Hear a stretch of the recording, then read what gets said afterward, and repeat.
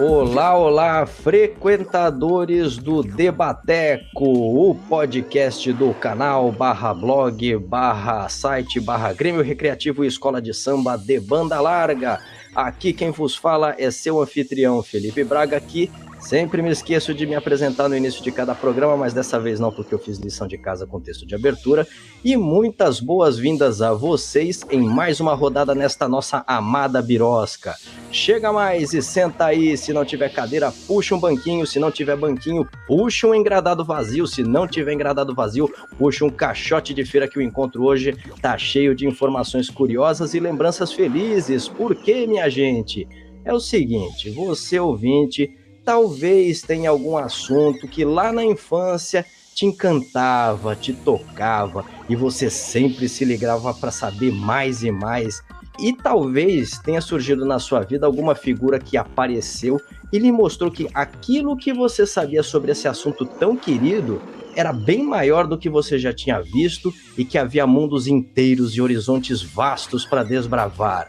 E essa figura deu algumas coordenadas que, se foram muitas ou poucas, não interessa. O importante é que ficaram gravadas na sua cabeça e você não se esqueceu nunca mais.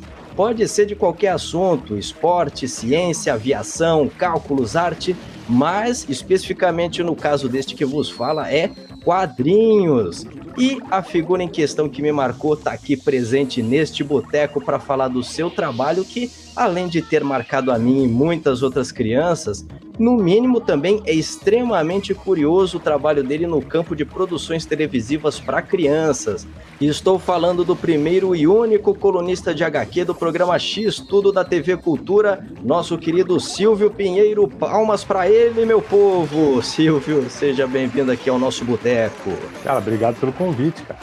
Bom, vamos começando aqui já a nossa edição. E antes de mais nada, gostaria de falar aos nossos ouvintes que a gente tem nosso perfil em Facebook, Twitter e Instagram como De Banda Larga. Você fica à vontade para nos contatar, mandar sua sugestão, sua crítica, o seu apontamento por lá. Também temos o nosso e-mail, debandalarga@gmail.com. Ainda não temos TikTok, quem sabe no futuro próximo. E desde já também registrando a colaboração para a produção deste episódio dos amigos André Almada e Daniel Paes Cutter e da minha amada Lúcia Helena Coelho. Um abraço a todos vocês. Então, Silvio, vamos lá.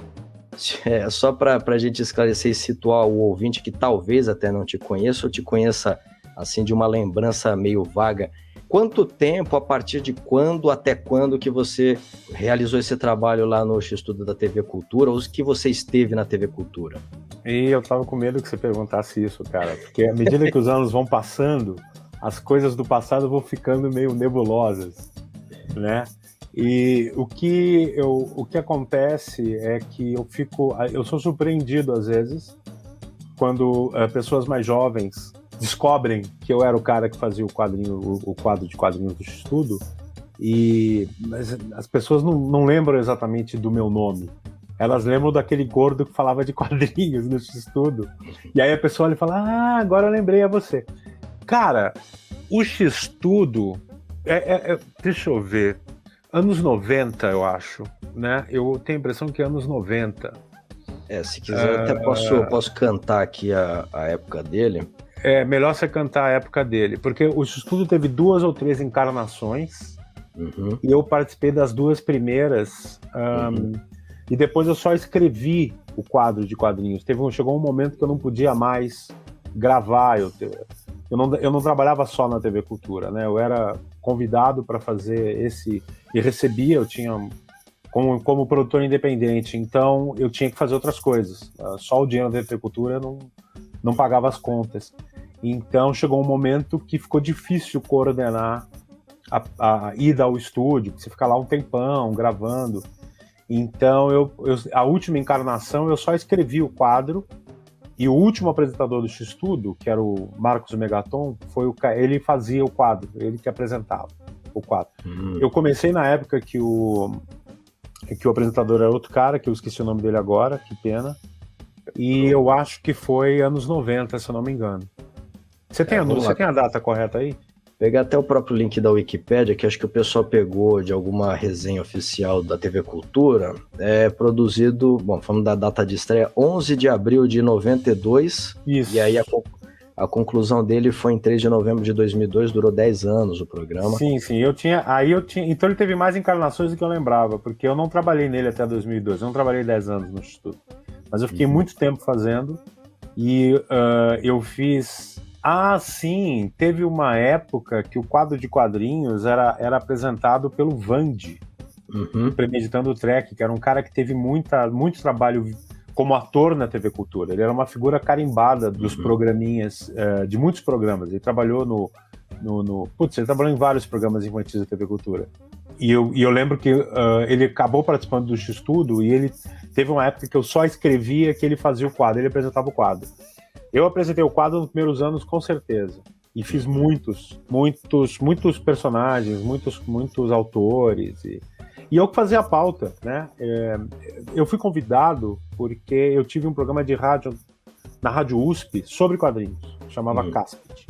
E o que a gente fazia no Caspit? A gente pegava um meio totalmente visual, que é o quadrinho, e transformava para um meio totalmente sonoro, que era o rádio.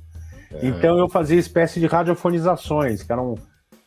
é como se fosse uma radionovela, só que ela tinha corte mais cinematográfico, tinha muito mais intervenção de barulho, tinha narração, então era um programa difícil de fazer. Era meia hora de programa que levava horas para ser gravado, e ele era semanal. Eu peguei o segundo slot mais nobre de horário da época, e então foi uma audiência muito boa para a Rádio USP naquele momento.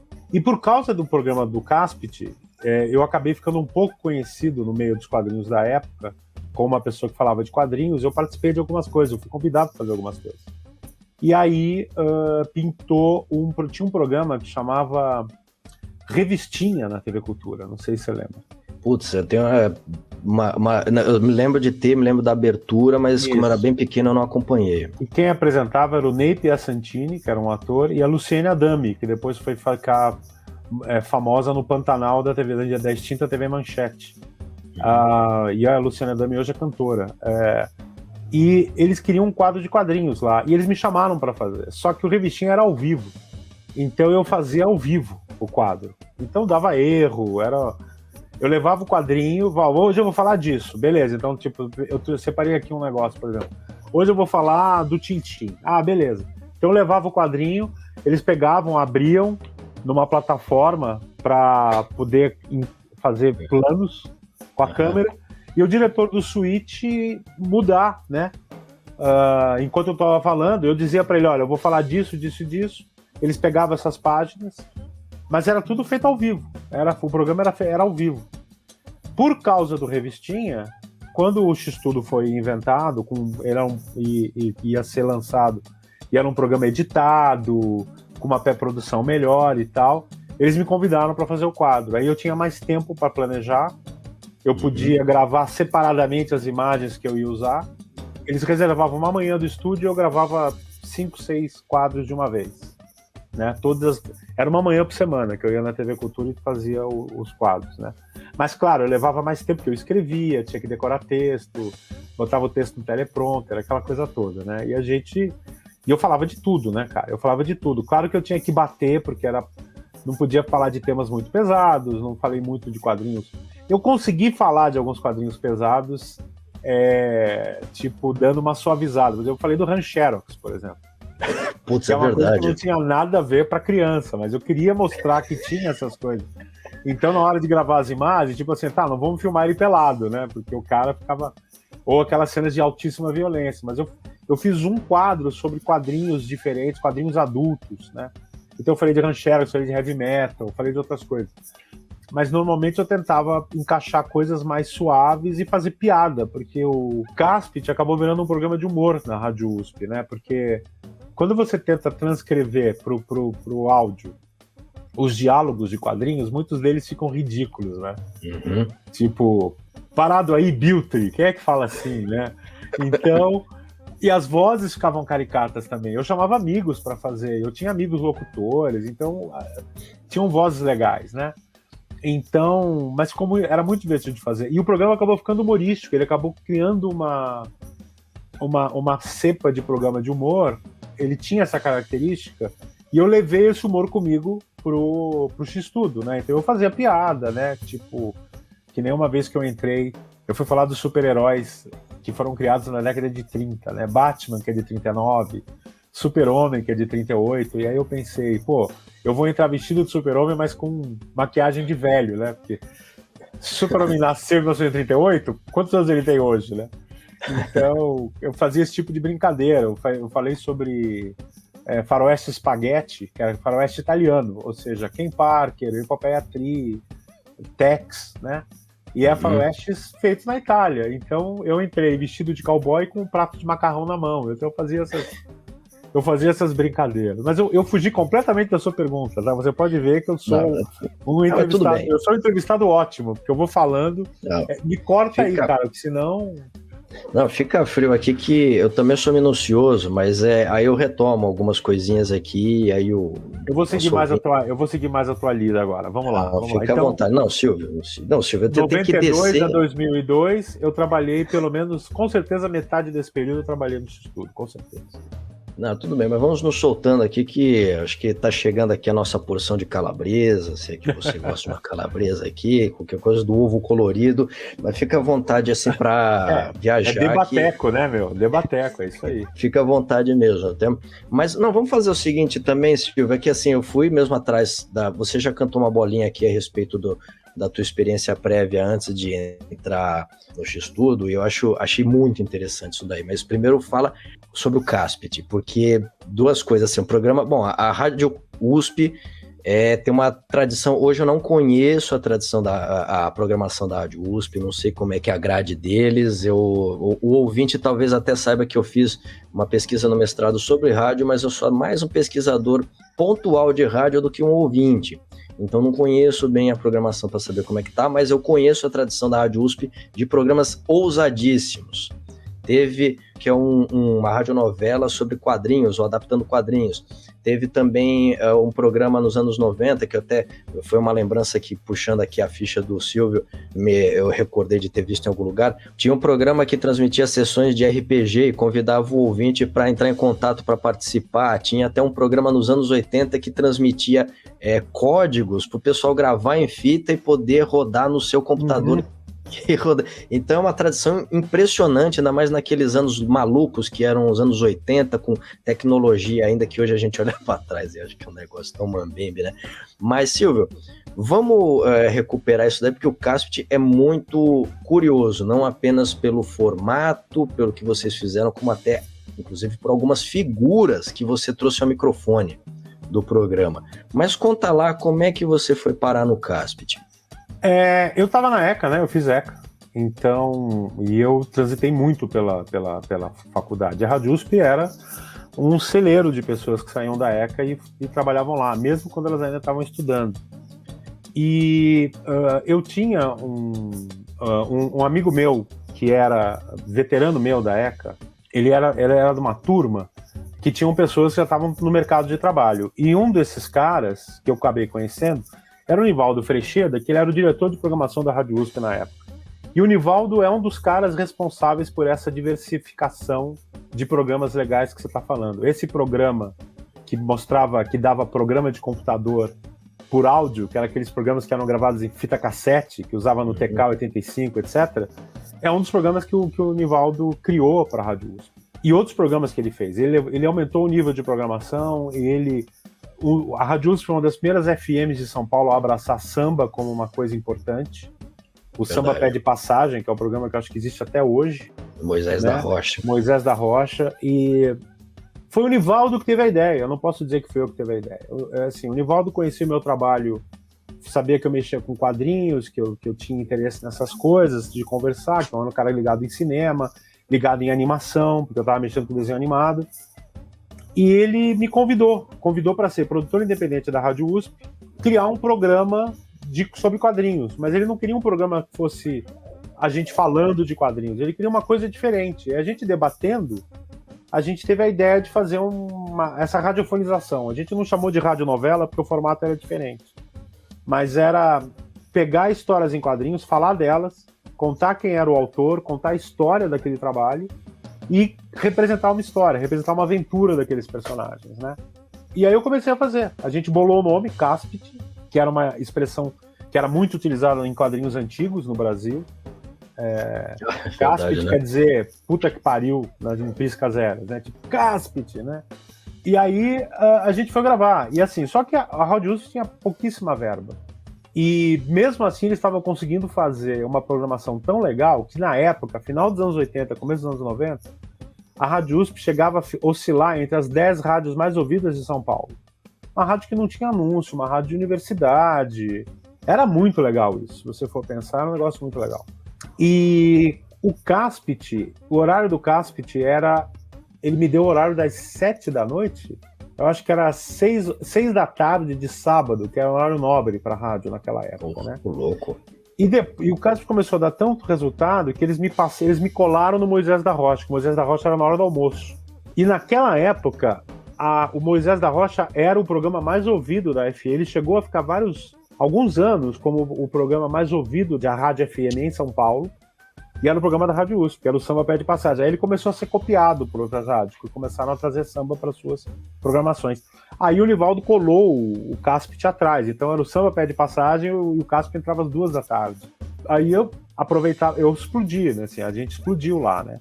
E o trabalho, eu levava uma semana escrevendo um programa, porque era complicado de escrever no começo. Depois eu comecei a escrever mais rápido, né, levava 3 dias para escrever um programa, mas no começo eu levava uma semana para escrever um programa. Muitas vezes eu errava o tamanho do programa, né, porque eu não tinha muita noção ainda de... O programa ficava mais longo, depois tinha que editar, tinha que cortar. E a ideia era gravar, primeiro com voz, e depois fazer efeitos e fazer a montagem final. A gravação do primeiro episódio, que é um episódio que não ficou bom, tecnicamente falando, o primeiro programa que eu fiz no caso foi Spirit, do Will Eisner. E esse programa ficou um lixo, mas assim, foi o primeiro, né? E ele demorou, não sei, umas 16 horas para ficar pronto. Demorou horas para gravar, demorou horas para editar, e aí a gente foi refinando o processo de edição. Até que no final, a gente gravava vozes em 2 horas e editava em 2 horas. Mas a maior parte da vida do Caspit, da vida útil do programa, eu levava 6 horas para fazer. Eram 4 horas com voz e 2 horas para edição, ou às vezes 3 e 3. Dependendo da complexidade do que ia acontecer em termos de áudio. Porque o que a gente começou a fazer era criar barulhos que eu usava muito, a gente disparava por cartucho, lembra de cartucheira? Sim. Aquelas cartucheiras, né? Que é o que o pessoal usava para disparar vinheta em programa, ao vivo, durante a programação. Disparava vinheta, disparava aviso, rádio comercial usava para disparar anúncio. A gente tinha cartucheira lá, então a gente pegou aqueles cartuchos e gravou barulho. Então eu tinha cartucho com tiro, com queda, com explosão.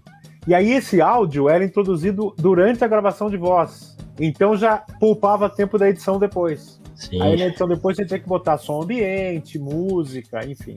Então foi um trabalho do cacete, mas foi muito legal de fazer. A gente uma vez foi entrevistado pelo Maurício Kubrusli, saiu no SPTV. A gente saiu no SPTV na época. Ele fez uma matéria super legal com a gente. E aí a galera de quadrinhos começou a me convidar para fazer coisa. Eu fui jurado, dei palestra, até jurado de RPG eu fui por causa desse programa. Tinha outros programas muito legais e outras pessoas que participavam dos programas eram os próprios produtores desses outros programas. Que eles estavam lá, eles curtiam, falavam, cara, vem fazer voz. Eu estava sempre chamando as pessoas para fazer voz. Eu não tinha dinheiro para pagar ninguém, né? Então eu tinha que depender de amigos para fazer voz. Então, e aí algumas das vozes eram vozes bacanas e que depois até seguiram carreira como locutor ou apresentador de TV e tal. O Caspit foi isso. Sensacional. Aqui tem até alguns registros na internet. Claro que fiquei babando para ouvir mais, para poder ouvir o programa.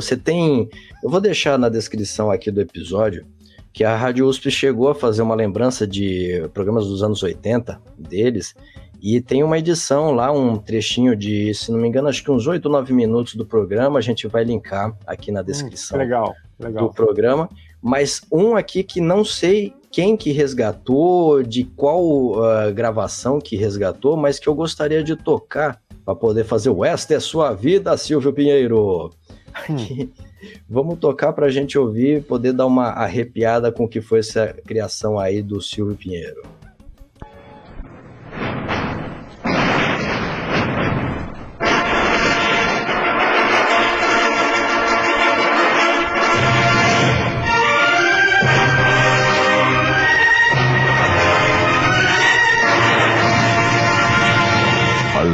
long time ago, in a galaxy far, far away.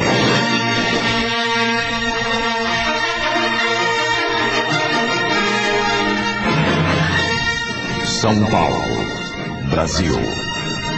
Capítulo 1. No ano de 1987, depois da Grande Revolução, dois gênios se uniram numa das maiores aventuras do mundo da criação. E então, das trevas fez-se o Caspity. Agradecimentos ao perfil Rádio Base na plataforma Podomatic. E para quem não reconheceu esta voz, você pode cantar a bola de quem que é, ô Silvio? Esse é o William Bonner, que era meu colega de faculdade. Olha a sorte que eu tive. E nessa época, o William já estava começando a trabalhar, ele começou a fazer locução para a Rádio USP. Porque ele tinha aquela voz legal e ele ainda não imaginava que um dia ele ia estar à frente das câmeras. Mas a gente via isso como um caminho, a gente tinha certeza que ele ia chegar, porque além da voz ele tinha o porte, tinha a cabeça, tinha o talento e tal. E ele já era o locutor da Rádio USP e era meu amigo. Então ele fazia. O William Bonner foi meus grandes heróis. Os maiores heróis do Caspity foram duas pessoas, o William Bonner, o Alceu Júnior, que depois foi trabalhar com computação gráfica, é um dos sócios fundadores da Vetor Zero, que é uma produtora de computação gráfica brasileira de renome internacional, e eles eram os meus maiores heróis, assim. Outros grandes amigos também fizeram grandes heróis, mas o William ele foi o Spirit, que eu regravei o Spirit depois com ele, ele foi Thor, ele foi Super-Homem, ele foi um monte de gente importante pra mim, né? E as pessoas às vezes não sabem, talvez hoje saibam, porque com a presença dele no Twitter, ele é um cara muito engraçado. É a clássica imitação dele pro Cid Moreira fazendo Clodovil. Exato, ele é muito engraçado, ele é um cara que tem um senso de humor incrível, então ele ajudava com piadas. E essa época dessa abertura, essa não é a abertura original do Castro, essa é a segunda abertura, porque foi na época que uma amiga minha entrou como coprodutora, porque tava muito difícil fazer sozinho. Eu tinha uma grande amiga, que era a Ana Maria Janazzi, que também é da ECA, e ela escrevia e eu falei, pô, vem fazer um programa comigo. Então ela virou coprodutora do programa, e por isso que a abertura fala muito modestamente em dois gênios se uniram. Então era a Ana que fazia, e eventualmente algum outro amigo às vezes ajudava em roteiro. O roteiro do Thor foi feito com o Marcos Smirkov, que também é um cara que mexe na área de computação gráfica. E foi uma experiência muito, muito, muito bacana. Eu aprendi muito fazendo rádio. Eu tenho saudade de trabalhar com rádio, porque você tem uma liberdade de trabalhar com um meio que é só sonoro. E a gente se divertiu muito fazendo esse programa, mesmo ganhando pouco, porque eu ganhava pouco lá. E mesmo assim, eu tinha um salário alto para a Rádio USP, porque como o meu programa era um programa muito técnico, muito demorado, os produtores independentes, essas pessoas todas talentosas, que faziam esses programas que você estava comentando, eles recebiam uma verbinha, que era como, cara, eu não sei mensurar em termos de valor, mas era como se você ganhasse R$300, entendeu? Era um negócio assim... Bem curto, né? De R$300 a R$500. Não era desprezível, mas também não é o que vai salvar a sua vida. Essa grana, eu ganhava em dobro. A rádio me dava em dobro. Então eu ganhava 2 vezes a verba da época. Então, se era 300, eu ganhava 600. Se era 500, eu ganhava 1.000. Falando de proporção, né? E o pessoal tirava sarro disso. Tipo, a galera me sacaneava. Eles chamavam que eu era o Marajá da Rádio USP. Ganhava o dobro, né? Porque nós não éramos funcionários da Rádio USP. Nós éramos produtores independentes. A gente assinava para receber aquele papel de... Autônomo, alguma coisa assim? Isso, exatamente. Fazia aquela fichinha de autônomo e recebia assim, comprava o formulário na papelaria, e a rádio preenchia e eu recebia o recibo. E eles mandavam o cheque pelo correio, eu recebia o cheque pelo correio. Era muito engraçado. Teve alguns meses que eu fiquei com problema de trabalho, que na época eu tinha uma produtora que não estava dando certo. Teve alguns meses que o salarinho da Rádio USP foi quem salvou a vida. Chegava aquele cheque, graças a Deus.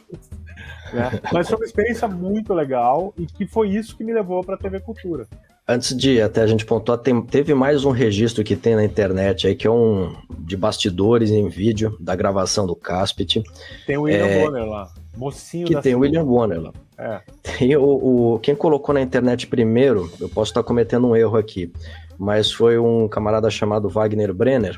Isso, que fazia voz lá também. O Brenner fazia voz. E aí o registro dele, tem lá o William Bonner, e assim, para o nosso ouvinte, quem é aqui, não ouvinte assim, mas o espectador que acompanha meu canal há mais tempo, em alguns vídeos lá para trás, até porque faz tempo que eu fiz o meu último vídeo, tinha lá umas fitas de rolo atrás de mim, que era uma coisa de um amigo meu que eu estava digitalizando e tal, e eu entendo como é complicado de trabalhar com isso. Gente, era nos anos 80, o pessoal tinha aquilo para gravar e sonorizar o programa, sim, a facilidade que a gente vai ter para sonorizar esse programa, que depois é só colocar num editor de som e arrasta e cola o clipe de áudio, é uma maravilha, comparado ao que era, não consigo nem imaginar. Qualidade de equipamento você tinha, porque a rádio tinha equipamentos de rolo muito bons, tinha gravador de rolo Ampex, que é o que a gente usava para gravar a voz, que era profissional, tinha gravadores bons para você colocar trilha também, mas você precisava de uma mesa, tinha um sonoplasta, tinha aquele estúdio, né? Você gravava naquele estúdio profissional, onde tinha o estúdio isolado acusticamente, onde tinha os microfones, mesa para você apoiar coisas e até coisas para você poder fazer barulho. E o Zalo Komuti, que depois foi ser diretor da CBN, ele começou a carreira dele como sonoplasta de rádio. Ele era o melhor sonoplasta da Rádio USP na época, na minha opinião. Ele era genial, uma pessoa incrível de trabalhar junto, porque ele era criativo, ele me ajudou a solucionar muitos problemas de som. Foi dele a ideia de colocar os barulhos curtos em cartucheira que eu tava contando. Tipo, pô, vamos soltar isso durante a voz, aí eu não preciso editar depois. Porque depois que o elenco ia embora, eu e ele a gente ficava editando. E o cara era muito talentoso, mas é aquela mesa, né? Levanta, abre canal, põe áudio, tira áudio, não sei o quê. E assim, você tá gravando em fita de rolo, né? Então você tem que tomar uma série de coisas. Você não tá editando, você não tá cortando fita, né? Uhum. Você tá gravando a coisa, aí tem que fazer geração 2, enfim. Tinha várias questões. E a Rádio USP, como era uma rádio com pouco dinheiro, como eu te falei, a gente tinha uma quantidade de fitas de rolo limitadas para trabalhar. Então eu tinha que fazer backup em cassete, porque eu tinha que reaproveitar fitas. Eu nunca pude guardar os originais em rolo, né? Então eu tenho alguns programas que eu gravei, uma boa parte de programas que eu tenho guardada está em fita cassete, né? Eu tô com um plano antigo, eu queria digitalizar isso, eu tenho um programa só digitalizado, que é justamente o do Thor, que é um dos mais engraçados que a gente fez, é um dos meus favoritos, assim. Mas a sessão de gravação é isso que tá nesse vídeo, você vê bem ali o que tá rolando, né? A parte de ensaio, as pessoas rindo, fazendo piada, o Zalo testando efeito. E um dia o Wagner apareceu com uma câmera de vídeo e ficou gravando, enquanto a gente fazia toda essa parte de ensaio e tal, até fazer as passagens de voz, gravar os diálogos, né? Eu gravava com todo mundo junto, que eu gostava da interação das pessoas, inclusive para capturar momentos de improvisação, que alguns deles foram geniais, que a galera trazia isso, né? A turma trazia. Eu escrevia piada, o pessoal falava piada, mas aí o cara estoura de rir quando fala piada, ou então ele engata uma piada que ele bolou na piada que eu escrevi. Então funcionou muito bem isso, né? A dinâmica era muito gostosa. Sensacional. Vai ser linkado aqui na descrição do episódio, fica o convite para vocês verem também como é que era o ambiente de gravação de outras épocas, né? De uma época bem analógica de gravação, e também toda essa descontração, porque realmente é um ambiente muito legal. Tem o Silvio também fazendo algumas com 2 anos de idade. Eu era o leitor de quadrinhos, que era assim, você tinha o narrador onisciente, que era o cara que sabia tudo de quadrinhos, que quem fazia era um locutor profissional que trabalhava na Rádio USP, era um dos locutores de anunciadores da Rádio USP, o nome dele era Tiburtino. Se não me engano, o Tiburtino Ferraz era um grande cara, e ele fazia a voz do narrador, ele tinha um vozeirão, e ele era o cara que me chamava, eu era o leitor, eu era o idiota que não sabia nada, e ele falava, não, você conhece Will Eisner? Então vamos falar de Will Eisner e tal. Então ele contava quem era, e aí entrava na história. E de vez em quando eu fazia umas vozes de apoio, era tipo Policial 3, assistente do vilão, e eu tinha um personagem recorrente que era um cara que falava, era um sujeito que trazia telegrama, e ele sempre trazia telegrama nos momentos mais absurdos. Telegrama para fulano, né? A sua ideia deu errado. E eu fazia uma voz assim, tipo, telegrama para fulano, né? E eu entrava com essa voz assim. E eu também fazia... Toda vez que tinha um comissário de polícia, eu fazia a voz do comissário Gordon, do Batman dublado. Então eu falava, eu sou o comissário de polícia! Então eu fazia só essas vozes, mas eu aparecia pouco. Eu fazia papéis pequenos, eu nunca fiz papéis grandes no programa. Porque eu tinha que ficar preocupado, né, com timing, com gravação, mas eu ajudava um pouco com algumas vozes, mas o brilho de vozes mesmo era dos amigos, né? O Wagner, o Alceu, o Billy, o William, o Vitor, o Reinaldão, amigas também, a Isabela Boscov, que é crítica de cinema, fez Heroínas para mim também, que era também da turma. Então, o Guilherme Gouveia, que é o marido dela, que também trabalhou fez o Wolverine para mim. Eu peguei o Wolverine do Frank Miller, eu peguei uma minissérie do Wolverine do Frank Miller, que ele vai pro Japão e se apaixona pela Mariko, que é aquela... A Isabela fez a Mariko, ele fez o Wolverine. Então, o Alceu fez Indiana Jones, o Alceu fez Nick Holmes, que era do Alex Raymond. Não sei se você conhece o Nick Holmes. Conheço Era também. Um policial, era um investigador particular, né? Super chique, super elegante. E o Alceu tem um vozeirão. E tem um diálogo que ficou maravilhoso no áudio, porque é uma história em quadrinhos que abre com a campainha do apartamento. Ele morava num apartamento em Nova York super chique, só ele e o mordomo. Não vamos fazer nenhuma espécie de julgamento moral. Inclusive porque ele sempre tinha namorados, mas morava ele e o mordomo. O mordomo dele chamava Desmond, no original. Na tradução era Duarte. O mordomo abre a porta. Quando ele abre a porta, cai uma moça desfalecida. Assim. Ela cai no chão, dentro do apartamento. E aí o Nick Holmes se abaixa, né? Toca nela pra ver se ela tá bem e tal. E aí o mordomo Duarte fala assim: meu Deus, senhor, ela é linda. E ele responde: linda e morta. Esse texto falado em áudio é uma das coisas mais engraçadas que você já ouviu. Porque quando você lê, não é tão chocante, mas quando você fala, sim, Desmond, linda e morta, você fica ridículo. Então, essas coisas davam o humor do programa, entendeu? Porque não é...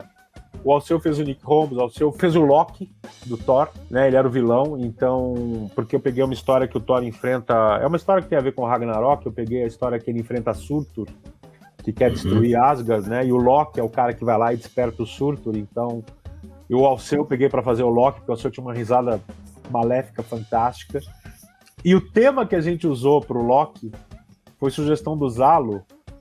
Toda vez que o Loki entrava em cena, o que tocava era: você tá pensando que eu sou Loki, bicho? Então, a gente fazia muito esse tipo de piada. Tem uma história que é o Indiana Jones, por exemplo. Indiana Jones, uma hora, ele chega numa tribo, sei lá, nos Andes, eu não sei onde ele estava agora, eu não me lembro onde é que tá. Paramaribo, é um negócio assim, confins da América Latina. Só para situar o nosso ouvinte, o Indiana Jones chegou a ter uma época, uma publicação da Marvel dele. Isso, não foi? Exato, ele virou quadrinho da Marvel, então eu peguei o Indiana Jones para fazer, e eu peguei uma história que se passava nas Guianas, era alguma coisa assim. Eu lembro que ele chega em Paramaribo, e aí ele encontra uma tribo, e aí quando ele chega na tribo, o que toca é New Order, porque o New Order tem aquela música, tem uma música que começava só com batuques, né? E aí começa a tocar New Order. Eu fazia muitas dessas brincadeiras. Eu usava não só trilha de cinema, como estava no caso da abertura, que a gente usa a trilha da 20th Century Fox, porque tem a brincadeira com Guerra nas Estrelas, né?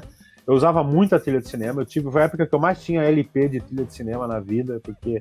E eu furei todos eles, porque a gente ficava, né, a música entrava de LP, né, cara? Então, você tinha 2, 3 pratos ali que o Zalo soltava no ponto. Eu dizia qual era o ponto, ele soltava o ponto. Inclusive, tinha um outro produtor independente da Rádio USP, era um cara que fazia um programa sobre deficientes físicos, o Bádio, o nome dele era Bádio, eu esqueci o primeiro nome dele, coitado. O Bádio, ele já faleceu. E ele mesmo sendo deficiente físico, ele fazia um programa chamado Interação, que era um programa em que ele levantava questões dos deficientes na cidade e tal. E ele era um cara que tinha uma voz ótima, ele vivia fazendo voz pra mim, ele fez muito vilão pra mim. E às vezes ele ficava pra edição também, ele ajudava na edição. E às vezes ele sacaneava, porque quando... Você sabe como é que o cara coloca o disco no prato, coloca a agulha no ponto e segura com o dedo o disco, né? E aí ele soltava no ponto. Às vezes ele soltava no ponto e a música não entrava, porque o Zalo ia lá, o Bajo ia lá, botava o dedo no disco e começava o disco a andar. Colava essa sacanagem direta, aí o pessoal botava taxinha pra furar o pneu da cadeira de roda. Era um ambiente sacana, porra, mas era legal, era uma coisa legal. Ô louco, velho, eu quero botar taxinha pra furar o pneu da cadeira de rodas, esse daí mas já... Não furava, né? Não furava, só incomodava, né, e tal. Mas o Baggio é uma das pessoas mais bem-humoradas que eu conheci. O cara era muito engraçado, fez muita voz pra mim. Então foi uma época muito rica, foi uma época muito legal, tanto de descobrir o que eu aprendi de dica, porque eu fiz cinema na USP, né? Então o que eu aprendi de roteirização, de diálogo, na tentativa e erro mesmo, né? Então foi uma coisa bem legal. Como escrever os textos do narrador, que eram textos mais informativos, como escrever os textos do leitor, que era o cara que meio que servia como escada para o narrador poder contar a história de quem eu ia falar aquela semana, e como escrever os textos extraídos dos quadrinhos e como transformar aquilo de um jeito que fizesse sentido em áudio, né? Porque a gente não tinha imagem para trabalhar. Inclusive, isso é uma coisa muito legal que o Bruce fez. Quando o Bruce fez a matéria, ele gravou um pedaço do show que eu estava gravando naquela semana, que era Dick Tracy. E ele pegou uma sequência em que ele misturou, ele editou da seguinte maneira: ele pegava os atores falando no estúdio e jogava o quadrinho em cima, com o balão. Então você via a pessoa falando mais ou menos o que estava ali e seguindo a história. Então ficou muito bacana. A matéria que ele fez foi uma das coisas muito legais, mais legais que fizeram com o Caspit, e eu tenho ela gravada em VHS, claro, porque na época era VHS. Em algum canto dessa casa tá a fita com a matéria do Kubruse. Nossa, Silvio, isso daí deixa a gente babando com vontade de ouvir, e eu também quero registrar aqui um protesto. Quero registrar meu protesto, Rogerinho, pelo seguinte, porque eu passei pela ECA e não fiquei sabendo da existência desse programa. Bom, talvez eles até nem tivessem o registro. Aí eu fiz ECA entre 2002 e 2007. Ah, tá. E aí, aí você foi... Bom, vamos lá, né? Meu antepassado... Aí é maldade, né? Não, mas é isso mesmo, antepassado, tá certo. Não, até numa época heróica, cara, porque eu passei pela ECA, tinha os equipamentos analógicos continuavam lá, então eu via, pomba, como é que era pro pessoal fazer isso? Na minha época, YouTube tava começando, a gente ainda não gravava com filmadora de HD ou cartão, a gente filmava com mini DV, então ainda tinha que transcrever pro computador, mas lá no computador era aquela facilidade de arrastar e cortar clipe tranquilo, né, sem precisar ficar gastando mídia para poder fazer a edição, né, e também a gente não tinha um intercâmbio, tinha uma abertura, tinha uma janela lá, era uma coisa que funcionava completamente independente do nosso departamento lá, a Rádio USP, mas puxa, esse negócio de saber alguma coisa que aconteceu de quadrinhos antes, é fenomenal. Aliás, você também tocou em dois assuntos assim que eu queria ter colocado, essa curiosidade da Isabela Boscov ter participado do seu programa também, né? Uhum. Até num registro que eu consegui caçar no Twitter, que houve uma edição em que, como falou o Silvio, o Bonner fez o Thor e a Isabela Boscov fez Lady Sif, e aí pegando um bordão dela, certamente ela fez ou não, Silvio, porque ela tinha dívida de jogo. Certamente que não, pomba, caramba. Não, a Isabela era colega da ECA, né? Ela era minha veterana. E a minha turma, eu entrei em 82, né? A Isabela é de 81. O William é da minha turma de 82. Aí tem algumas pessoas que são de 83. As turmas meio que se misturavam, porque no começo você tinha aula conjunta. Então eu fiz amizade com o pessoal da classe que já tinha um ano de ECA quando eu entrei. E depois fiz amizade com o pessoal que veio depois. Então hoje, a minha turma de amigos da época da faculdade mistura galera de 81, 82, 83 e até algumas pessoas de 84. A Isabela, a gente ficou amigo muito, muito rapidamente quando a gente se conheceu. Antes do Caspit existir, a Isabela já era minha amiga pessoal, ela é minha amiga pessoal até hoje. Então, e ela tem uma voz muito legal, porque a Isabela morou na Inglaterra e ela foi locutora da BBC para o Brasil lá. Ela foi um trabalho que ela teve. Então ela tinha treinamento de locução, ela tinha treinamento de impostar voz, de falar e tal. Só que na época a Isabela já trabalhava como jornalista, né? Ela estava na Folha, se eu não me engano, na época, ela trabalhava bastante. Ela não tinha tanta disponibilidade de tempo para fazer voz, mas acho que ela fez uns 2 ou 3 programas para mim, porque ela também gostava, se divertia, falar e fazia. E também é uma pessoa absurdamente talentosa, as pessoas não têm noção. Bom, as pessoas estão vendo hoje, né? Ela ela virou meme e tem os vídeos dela sobre cinema que estão ficando bem populares, ela é muito legal.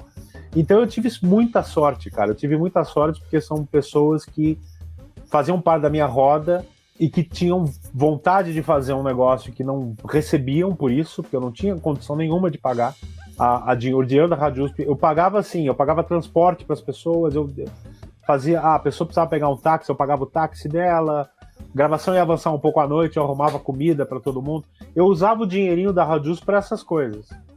Não só para pagar a parte do meu trabalho, mas para criar um ambiente mais interessante ali. Mas eu não tinha como pagar salário de ninguém, então eu tinha muita sorte de ter tanta voz boa, de gente inteligente, engraçada e legal para participar desse programa na época, né? E eu não me espanta que você não tenha ouvido falar, porque o Caspit não tem uma relação direta com a ECA, né? Ele era uma coisa da Rádio USP. Apesar da turma de rádio que fazia rádio e televisão na ECA usar a Rádio USP como ambiente de estudo, de ensino, né? O pessoal fazia programa, etc, etc.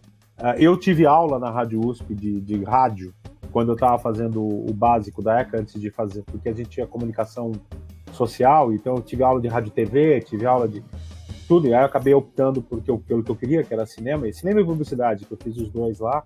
Mas, então era um ambiente que os alunos iam, havia uma troca, tinham professores que participavam, mas era uma coisa da Rádio USP, era um programa da Rádio USP, então é normal você ter entrado lá alguns anos depois e na Rádio USP na ECA ninguém falar disso. Nossa, se eu soubesse eu ia ficar vidrado, mas não que ficasse vidrado, eu acho que a Rádio USP não ia ter condições nem de disponibilizar, nem o nosso departamento, muito menos, a respeito disso. A coisa lá sempre foi muito difícil.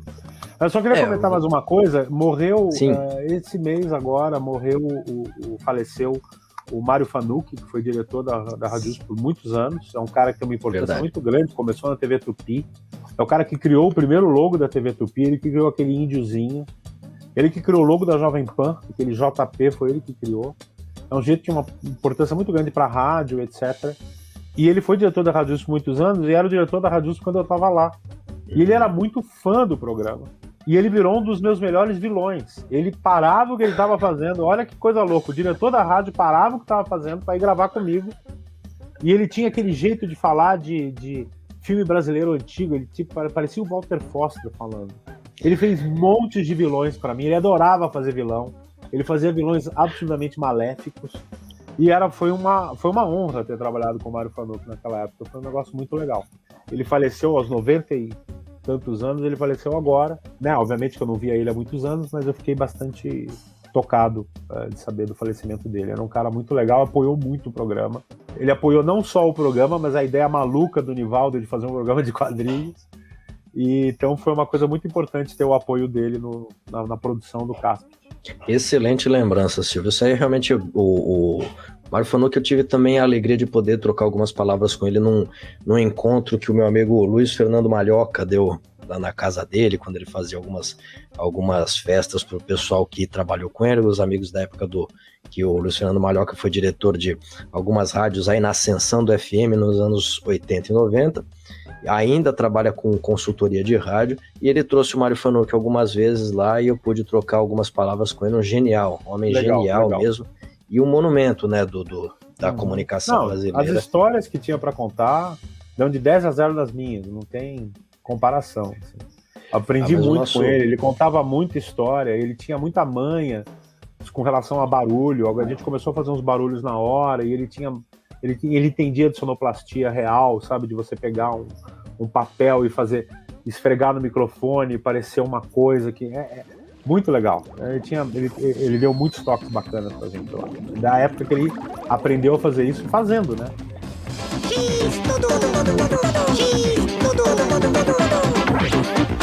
Sensacional. Bom, ouvinte, eu não vou me desculpar, mas é que eu tô aqui me deliciando com essas recordações do Silvio, porque é realmente um trabalho fabuloso, uma coisa que o tempo revelou muitos acertos ou muitas descobertas e muitos encontros com o que hoje a gente tem aí na cultura pop brasileira, esse trabalho do Silvio. Mas antes da gente continuar aqui para a progressão na carreira do Silvio, eu queria lembrar uma coisa aqui que eu passei por cima, que é justamente um trabalho que você fez aí na Faculdade de Cinema, que acabou virando uma peça, digamos, institucional do Museu de Arte de São Paulo, não é? Você fez a animação lá, o The Masp Movie? Isso, exatamente. Foi o meu segundo filme de animação. Não, obviamente que não foi só eu, porque a animação é uma arte conjunta, né? Como o cinema é uma arte conjunta, né? Tem, mesmo que tudo bem, você tem um diretor, etc., mas são muitas pessoas que têm que fazer aquilo. E foi uma... o Basfuc tem 3 diretores, né? Eu, o Salvador Messina e o Hamilton Zini Jr., que eram formando... Ele já tinha se formado em cinema na época, eu acho. Que era um cara que também estava interessado em animação. E a gente tinha feito já um primeiro filme chamado Zabumba, que tinha ganho menção honrosa em Gramado, tinha ganho uns prêmios interessantes, Caxambu, acho que era o festival que tinha na Bahia na época, e o Zabumba era um filme sobre uma família de retirantes nordestinos que vem para São Paulo, vem para cidade grande, chega no carnaval e são confundidos com um carro alegórico. Tipo, a realidade deles era festa. Então tinha uma pegada mais crítica, assim. Aí o segundo filme a gente quis fazer uma coisa mais divertida. A gente tinha uma ideia que se passava na Terra pós-apocalíptica e o herói descobria que o planeta Terra não tinha sido a primeira tentativa de criação de um planeta com pessoas, tinha sido a terceira. Ele encontrava com Deus, a história é que ele encontrava com Deus, e Deus dizia para ele, cansei, cara, é a terceira vez que eu faço um planeta e vocês destroem, então eu agora vou fazer um planeta só com plantas. Mas essa ideia acabou não vingando, porque a gente estava, justamente eu e o Salvador, a gente estava trabalhando nessa ideia, quando a gente achou, esses 2 amigos nossos, o Enar Maraci e o Fábio, fizeram uma história em quadrinhos, em que o MASP criava a vida, saía destruindo a cidade de São Paulo e ia brigar com o Tribunal de Contas da União, que é outro prédio que tem aqui em São Paulo que tem pernas. Só que ele é muito menos conhecido, as pessoas não conhecem tanto. O MASP é uma coisa que todo mundo sabe o que é, todo mundo que é um prédio famoso. Então quando a gente pegou a gente falou, cara, vamos adaptar isso, vamos fazer um filme baseado nessa história. O MASP cria a vida, sai destruindo a cidade de São Paulo. Agora, animar o MASP era tão trabalhoso que a gente falou, não vamos fazer outro prédio com pernas. Então a gente mudou pro Obelisco do Ibirapuera, porque ele não tinha pernas. Então o MASP sai e vai brigar com o Obelisco. E é engraçado que depois que o filme ficou pronto, teve gente que achou que isso era uma crítica, que era a arte brigando com o monumento militar. E a gente não pensou nisso, né? Porque o Obelisco é um monumento de Revolução de 32, né? Então, você vê como tem layers, como tem camadas nas coisas que a gente faz e que muitas vezes você não vê. E a ideia era fazer uma homenagem aos filmes americanos de desastre, filmes importantes. Tem citação de Hitchcock, tem 2 citações de ópera de Hitchcock no filme. Tem brincadeira com James Bond, tem uma série de referências. E a gente fez o filme, a gente ficou 2 anos fazendo, foram mais de 20 mil desenhos, mais de 150 cenários. A gente tinha uma equipe bacana, porque a gente desenhou storyboard e tal, eu animei muita coisa, o Salvador animou muita coisa, o Hamilton não animava, mas ele ficou muito preocupado com a parte de roteiro, depois ele cuidou da montagem do filme, mas a gente tinha uma equipe de vários coloristas, a gente tinha outros animadores trabalhando, a gente juntou uma galera, eu acho que umas 20 ou 30 pessoas para fazer o filme, mas a gente estava lá fazendo tudo também, né? Animando, fazendo pencil teste, que era o teste com Super 8, para você ver se a animação deu certo, fazendo o teste de cor. O Guilherme Gouveia, que eu já mencionei, que foi o marido da Isabela hoje, foi meu chefe de arte, ele que criava as tintas para pintar os personagens, ele que definiu cores. A gente tinha 2 ou 3 cenaristas que fizeram os cenários. Os cenários eram feitos em aerógrafo. O Tony DeMarco, que depois é um cara que virou importante na parte de criação de... Ele virou fontógrafo, ele fez fontes, e é ilustrador, e tem um trabalho muito legal, é artista plástico. O Tony DeMarco, na época ele aerografava, né? E fez cenários para mim. O Alceu aerografava na época, também fez cenários. Foi um trabalhão, cara. Bastante gente para fazer esse filme. O filme, acho que eu consegui, vamos linkar também na descrição do episódio. Tem 10 minutos aqui tem no YouTube. Ele é bem divertido, gente. Assistam lá. Também, além de ser muito divertido, ele é um registro de uma época da Paulista sem metrô. Gente, eu tenho aqui, vivi um pouquinho a época da Paulista sem metrô, outros tempos, e vejam lá porque bate uma lembrança lá que tá bem no fundinho da gaveta, orelhões, as latas de lixo, enfim. Mas diga lá, Silvio. O filme é de 85, né? Então, algumas piadas que a gente fez no filme hoje podem ser consideradas politicamente incorretas, né? Nós éramos todos jovens, tudo moleque. O Hamilton e o Salvador, o Salvador era um cara que veio ele tinha se formado em arquitetura na FEA, e aí ele foi fazer ECA, então ele era mais velho que a gente. Eu tinha 18 anos, 19 anos, o Salvador tinha 25. Essa era a média de idade. Então a gente fez umas piadas que hoje algumas pessoas podem achar de mau gosto. Eu só tô dando esse reparo e pedindo esse encarar isso, esse disclaimer de encarar que tem que encaixar na época, né? Que a gente criou, a gente tava zoando, então tem algumas zoações ali que algumas pessoas já se sentiram incomodadas. Eu sei porque recentemente o filme entrou numa lista num DVD que a ECA lançou. A ECA lançou um DVD com vários anos de produção de animação. E o Máximo Movie foi escolhido para entrar nesse DVD.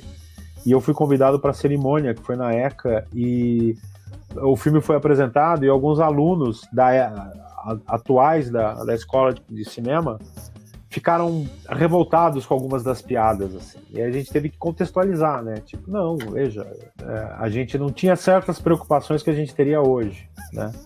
Para fazer certas piadas. Não tô dizendo que tem piada racista, nada disso, não é esse o ponto. Mas algumas brincadeiras podem ser consideradas um pouco fortes, como certas mortes que acontecem no filme. Então, só para dar esse disclaimer. Com contexto e filtro crítico, gente. Também cuidado. Exatamente. Aí na hora de descansa militante. Mas vamos voltar. E pode criticar, ninguém é obrigado a gostar de nada.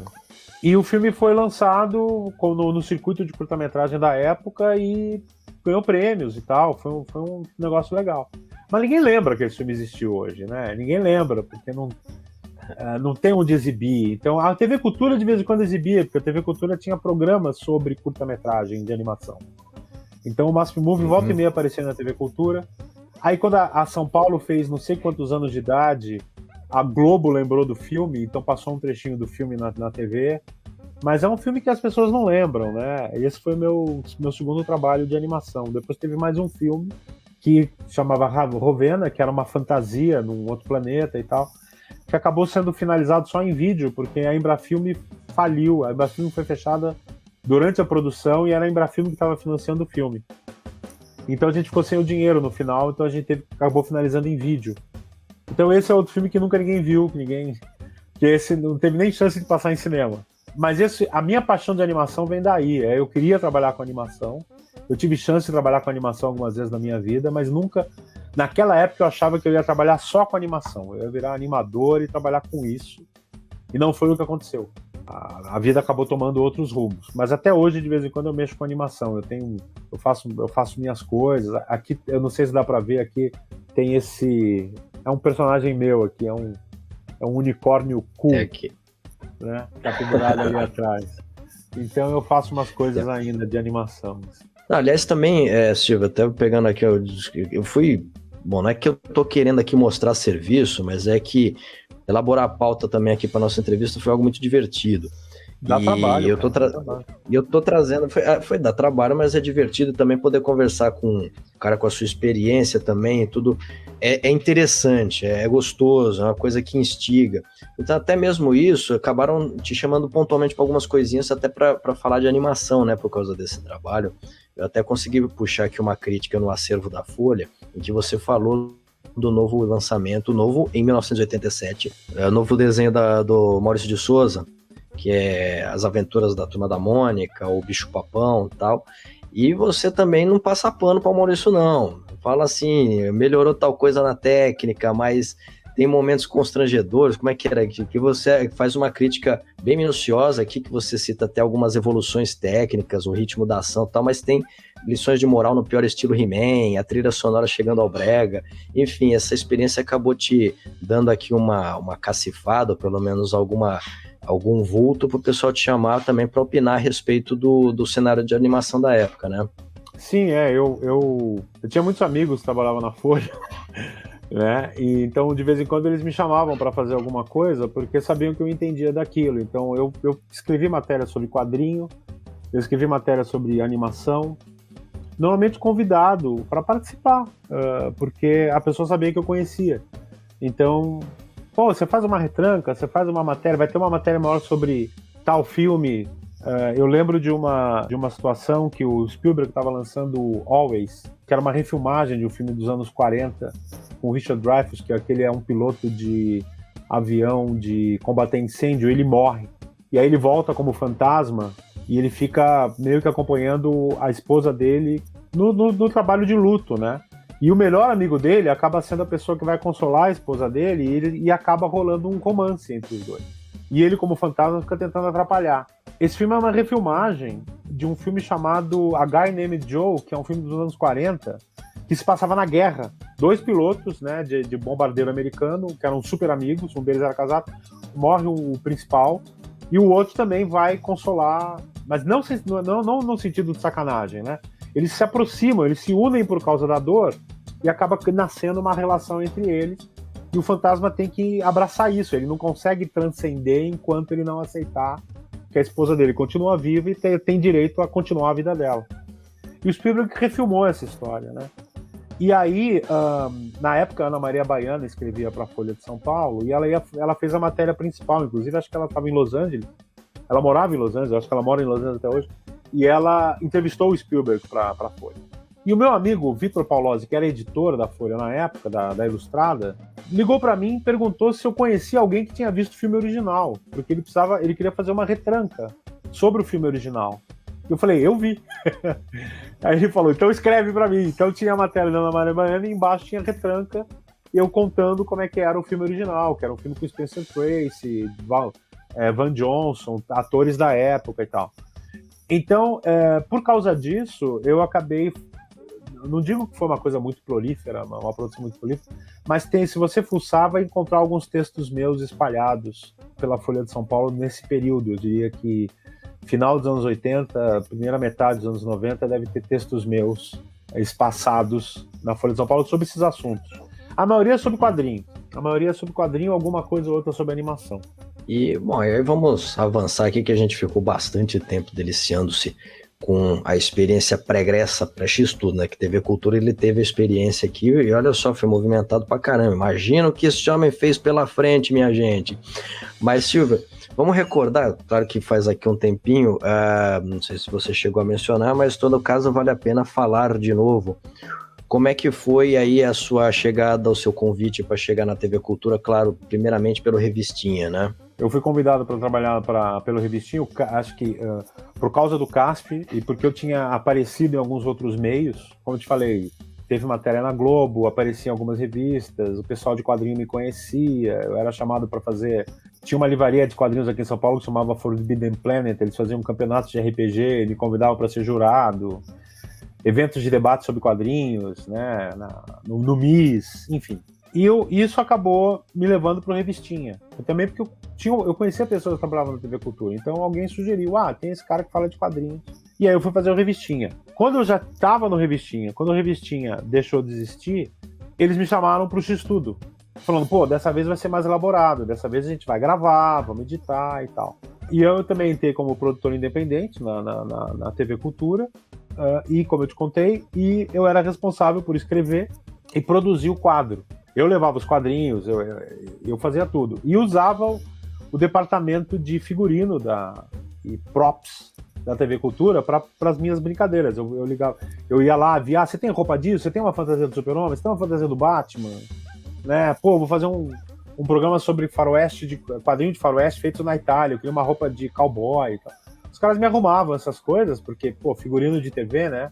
Então a gente conseguia gravar. E era muito divertido de fazer, porque o pessoal do estúdio gostava também de participar. A produtora, uma das produtoras do estúdio, que é caramba, eu tô com algum problema, eu tô esquecendo o nome de todo mundo, e olha que hoje eu não bebi. Ela era muito legal, eu reencontrei com ela outro dia. Hoje ela é autora de livros infantis, é uma menina muito legal. Putz, ela é esposa do Marcelo Duarte, que é o cara que escreve o Guia dos Curiosos. O Marcelo Duarte também é colega da ECA, por isso que a gente acabou se reencontrando. O sobrenome dela é Zakizu, que eu tô esquecendo o primeiro nome dela. Essa garota era muito legal e a gente teve uma convivência, eu diria que apimentada, no sentido de que teve uma época que eu comecei a ficar ruim com prazos e tal, coitada, eu levei ela à loucura lá. Mas ela era muito bacana, ela apoiou bastante e o trabalho na TV Cultura foi bem legal nessa época, né, no X-Tudo. E aí, quando os meus outros compromissos começaram a atrapalhar as gravações, é que eles deram a ideia de eu só escrever e outras pessoas fazerem o quadro, né? Eles já sabiam como fazer o quadro, já tinham o formato, o template pronto, então chegou uma época que eu parei de apresentar o quadro, mas eu continuei escrevendo por um bom tempo. E aí chegou um momento que eu não dava mais para escrever também, e aí eu me desliguei. Mas foi uma época que eu guardo com muito carinho, foi muito legal fazer o X-Tudo. E até hoje, como eu te falei, tem gente que era criança na época, viu o programa, e aí eu conheço a pessoa hoje profissionalmente, e aí ela fica sabendo, e ela olha para mim como se eu fosse um herói de infância. Isso é uma experiência muito divertida. Aliás, o texto de abertura aqui que eu fiz, gente, foi completamente sincero. Não tô querendo rasgar seda à toa, não, mas posso até dar um depoimento pessoal, até mesmo do porquê que eu trouxe o Silvio aqui. 2 anos atrás aqui, eu acabei dando uma furadinha na pandemia para ir levar um isopor para ser descartado lá no posto de coleta de isopor na Câmara Municipal de São Paulo. E aí, estava acompanhada da minha então namorada Lucilena, e tem uma banca lá de quadrinhos usados perto, lá na Avenida São Luís. Passei por lá, fiquei olhando, achei esse título lá, e aí, claro que ela nunca tinha ouvido falar mais gordo daquele título, mas de onde que você conhece? Eu só conheço do X-Tudo. Aí, qual que era o título? Freak Brothers. Eu conheci do X-Tudo. Aí ela fala assim, pô, mas que memória que você tem? Você viu isso com o quê? 8, 9 anos e se lembra até agora? Eu falei, caramba, como aquele quadro ficou gravado na minha memória, foi um guia de leitura que ficou, que depois eu usei como base para pesquisar muitos anos depois.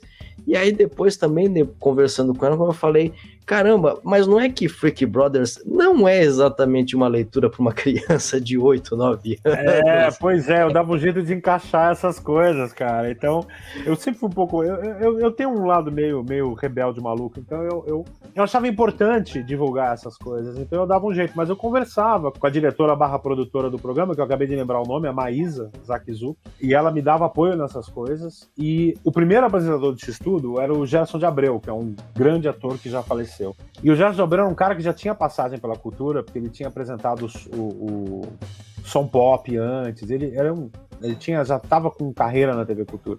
Quando ele foi apresentar o X-Tudo, era uma coisa muito engraçada, porque no dia que eu ia gravar, ele não estava na TV, ele estava fazendo matérias externas. Então demorou um tempão pra gente se conhecer. E começou a acontecer uma coisa engraçada comigo. As pessoas começaram a me parar na rua pra me fazer perguntas sobre o som pop. Foi aí que eu cheguei à conclusão que gordo de óculos era tudo igual. Porque o cara, pô, eu sigo você desde o som pop. O cara, não sou eu. Não, mas você não fala de quadrinhos de estudo? Falo. Mas você não apresenta de estudo? Não. É outro gordo. E isso durou meses. Até que um dia, cara, sério, o dia que eu tava fazendo essa matéria sobre quadrinhos de faroeste feitos na Itália, eu tô no estúdio, com a tela verde atrás, que a gente fazia para colocar o croma, né, colocar a imagem. Eu tô vestido de cowboy, a porta do estúdio abre, que nem porta de salão, assim. E tá o Gerson de Abreu ali, ele fala assim, Silvio Pinheiro, essa emissora é muito pequena para nós dois. Como se fosse um duelo. Que aí eu fiquei sabendo que acontecia com ele a mesma coisa. Os caras chegavam e falavam, cara, como você entende quadrinho? Ele, não sou eu, é outro cara. É um gordo de óculos, é tudo igual, velho. E essa época foi maravilhosa. Então eu peguei, toda a época do Gerson de Abreu, eu peguei até o Gerson de Abreu, ele saiu da TV Cultura, foi pra Record apresentar um programa lá.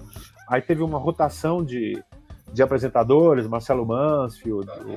E aí foi a época que eu comecei a me distanciar. Mas foi... Isso que aconteceu com você, muita gente me fala, pô, eu conheci Tintin no X-Tudo. Eu conheci Asterix no X-Tudo. Eu falava muito de quadrinho francês, da época da banda desenhada francesa, que eles chamam de bande dessinée, né? Falava de, como eu te falei de quadrinhos mais adultos, como Freak Brothers. Falei de Fritz the Cat, eu falei do Robert Crumb lá. E putz, eu dei um jeito de falar umas coisas. Eu só tive uma vez que eu quase fui censurado, porque a editora Globo lançou um almanacão da Turma da Mônica. E tinha um monte de história antiga, do começo da fase, quando o Maurício de Souza ainda desenhava ele mesmo. Que são, na minha opinião, as melhores histórias. Teve algumas criações geniais depois, que entrou gente muito boa para trabalhar com ele, que criou personagens legais, mas eu gosto mesmo do começo. E eu achei importante falar daquilo, eu achei legal. E a diretora do núcleo de produção independente, ou do núcleo de produção infantil, agora não me lembro o cargo, ela não queria deixar eu falar do Maurício de Souza, porque o Maurício de Souza estava com uma reputação de não ser uma pessoa muito agradável, parece que ele tinha tido alguma relação ruim com a TV Cultura em algum momento, E eu não conheço a história, eu não sei os detalhes, eu não sei quem tem razão, e realmente não me interessa, mas havia uma rusga, havia um problema, que obviamente eles consideravam ele culpado desse problema, né? dessa falha de relação, sei lá, não sei os detalhes. Então não posso falar nem bem de um lado, nem bem do outro. Mas eu sei que ela não queria que eu gravasse. Não, você não vai falar do Maurício de Souza, eu não vou deixar. E eu falei, olha, independentemente da sua opinião, ou da relação que você teve, ou dos problemas que vocês tiveram com ele, é uma produção de quadrinho absolutamente importante para o Brasil. Não tem como negar isso. Gerações de pessoas se criaram lendo Maurício de Souza. Você não pode simplesmente blindar isso porque eu não gosto do cara que fez. Não faz sentido. A obra tá lá. Tem que falar da obra. E aí, argumentando, eu consegui permissão para... Ela mudou de opinião. Eu falei, não, você tem razão, pode fazer. Aí eu pude fazer um quadro sobre o Almanacão da Turma da Mônica e mostrar as histórias que eu gostava. Uma das minhas histórias favoritas era aquela que o Cascão vira garoto propaganda, porque ele é tão sujo que ele vira garoto propaganda de uma marca de sabonete. E o apresentador parece o Silvio Santos, assim, era muito engraçado. E aí eu gostava muito dessa história porque o Cascão ia ganhar muito dinheiro, mas ele ia ter que tomar banho ao vivo na TV. Não queria. Aí não sei se é o Franjinha que inventa uma pomada que passa nele e a água não afeta ele, a água passa, ele não sente a água. E aí ele vai tomar o banho, mas no final ele não toma o banho, ele abandona a campanha, ele não recebe o dinheiro, e o Franzinha fala, pô, mas eu inventei a pomada, você estava protegido. Mas a água chega tão perto. Eu sempre adorei. Ele não aguentou a ideia da água chegando tão perto dele. Eu achava o máximo, porque como toda criança eu tive a minha fase de Cascão, que eu odiava tomar banho. Eu me identificava muito com isso. Eu fazia altos esquemas para enganar minha mãe que eu tinha tomado banho. Eu ligava o chuveiro, eu umedecia a minha toalha para ela achar que eu tinha me secado. Mas claro que não adiantava, né? Eu saía do banheiro sujo, então obviamente eu tinha que voltar a tomar banho, né? Então, graças a Deus, essa fase durou pouco. Mas eu me identificava muito com o Cascão. Então essas histórias do Maurício de Souza eram saborosíssimas. Essas e outras histórias, eu adorava as histórias do astronauta, adorava o Horácio. E eu achava importante falar disso, porque tinha criança naquele momento lendo Maurício de Souza. Era importante falar do Maurício de Souza. Puta trabalho que o cara tem, não dá pra negar. Eu nunca tive nenhum problema com o Maurício de Souza. Eu acho que, independentemente de qualquer coisa, tem que falar do trabalho, que é um trabalho super importante para um universo cognitivo, infantil e infanto-juvenil super importante, não tinha como deixar. E o que foi muito legal na TV Cultura é que você tinha espaço para argumentar, né? Eu não fui proibido, ninguém me proibiu, né? Ele falou, olha, a gente não gostaria. Aí a gente argumentou, conversou, você tem razão, pode fazer. Aí eu fiz. Foi bem legal. Foi um dos meus quadros favoritos, do Almanacão da Turma da Mônica. Vamos entrar daqui a pouco, assim, até em alguns temas que você chegou a abordar. Tem alguns que eu consegui mapear pela internet, que tem um colecionador que colocou algumas gravações de umas reprises do X-Tudo na TV Rá-Tim-Bum. Consegui dar uma mapeada, outras até um amigo que está lá fazendo um trabalho pontual na TV Cultura, André Almada, ele conseguiu pesquisar lá dentro e me passar os assuntos que você abordou, e outros eu puxei de cabeça e que parece que nem colecionadores nem TV Cultura tem, a gente vai falar ponto por ponto, mas até passando aqui pontualmente, estou me repetindo aqui na palavra ponto, mas pontualmente no terreno da especulação e fofoca, talvez a indisposição da TV Cultura para com o Maurício de Souza tenha sido até por causa do piloto para um seriado da Tina em 79. É possível. Eu lembro dessa história. O Maurício de Souza, uns 2 anos atrás, ele até publicou uma foto que realmente é uma preciosidade, que era a atriz Beth Caruso, ela foi casada com o Paulo José, caracterizada como Tina, a Vicky Militello como Pipa e o Cadu Moliterno como Rolo. Ele botou uma foto de bastidores, disse que gravou apenas algumas cenas para o piloto da série na TV Cultura, mas que não deu certo, e aí deixou a internet babando para ver essas cenas, se é que elas estão preservadas. Vá saber o que aconteceu lá dentro, vá saber... Sim, eu não tenho ideia. Mas eu não tenho ideia. Mas a indisposição provavelmente veio disso. Mas vamos lá, tomara que no futuro haja uma reconciliação e quem sabe essa preciosidade ganha a luz do dia. Mas, Silvio, falando assim, de quando, especificamente do momento que você entrou, você já falou que nunca teve, sempre houve abertura para tudo que você trouxe e você sempre procurou trazer o assunto com jeito, para conversar com uma audiência de crianças, né, tal, gente que está em idade de formação de leitura, né?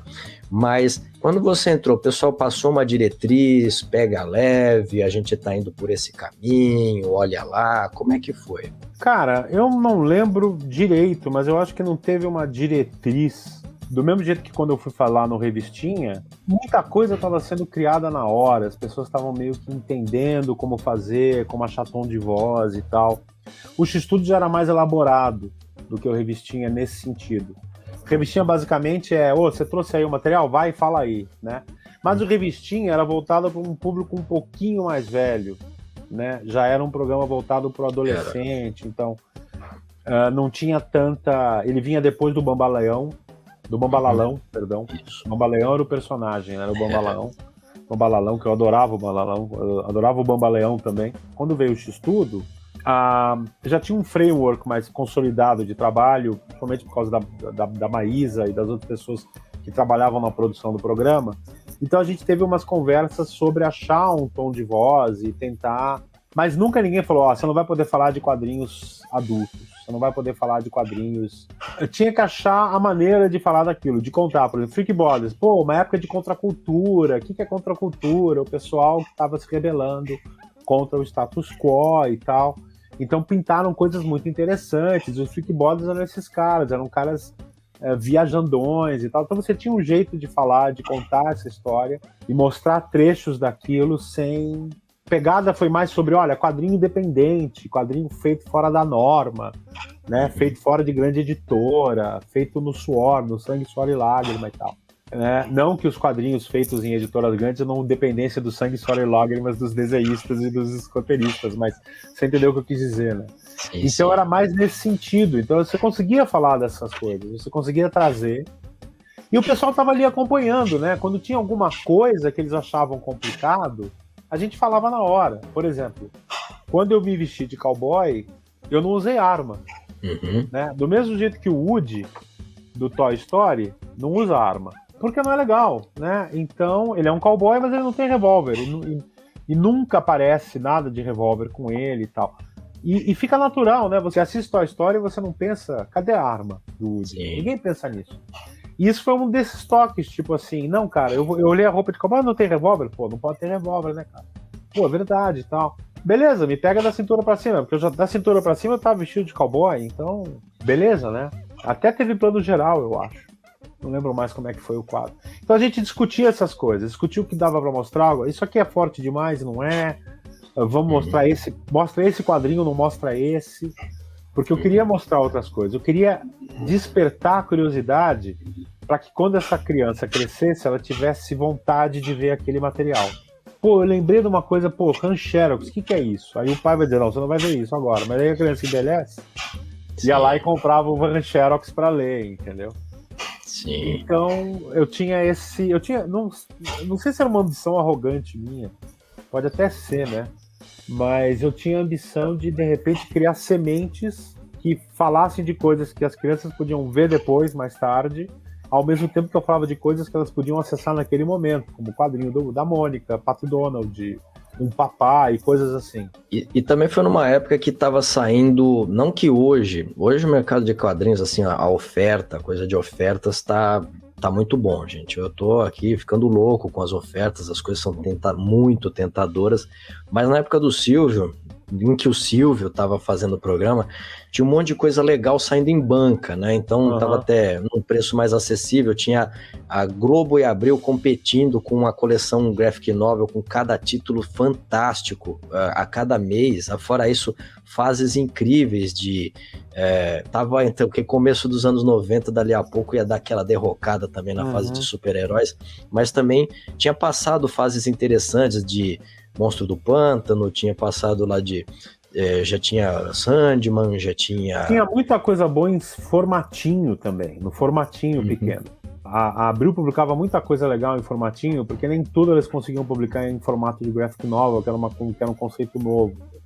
Então, por exemplo, o Monstro do Pântano quase tudo dele foi publicado em formatinho. A fase do Alan Moore inteira era formatinho. A revista pequenininha.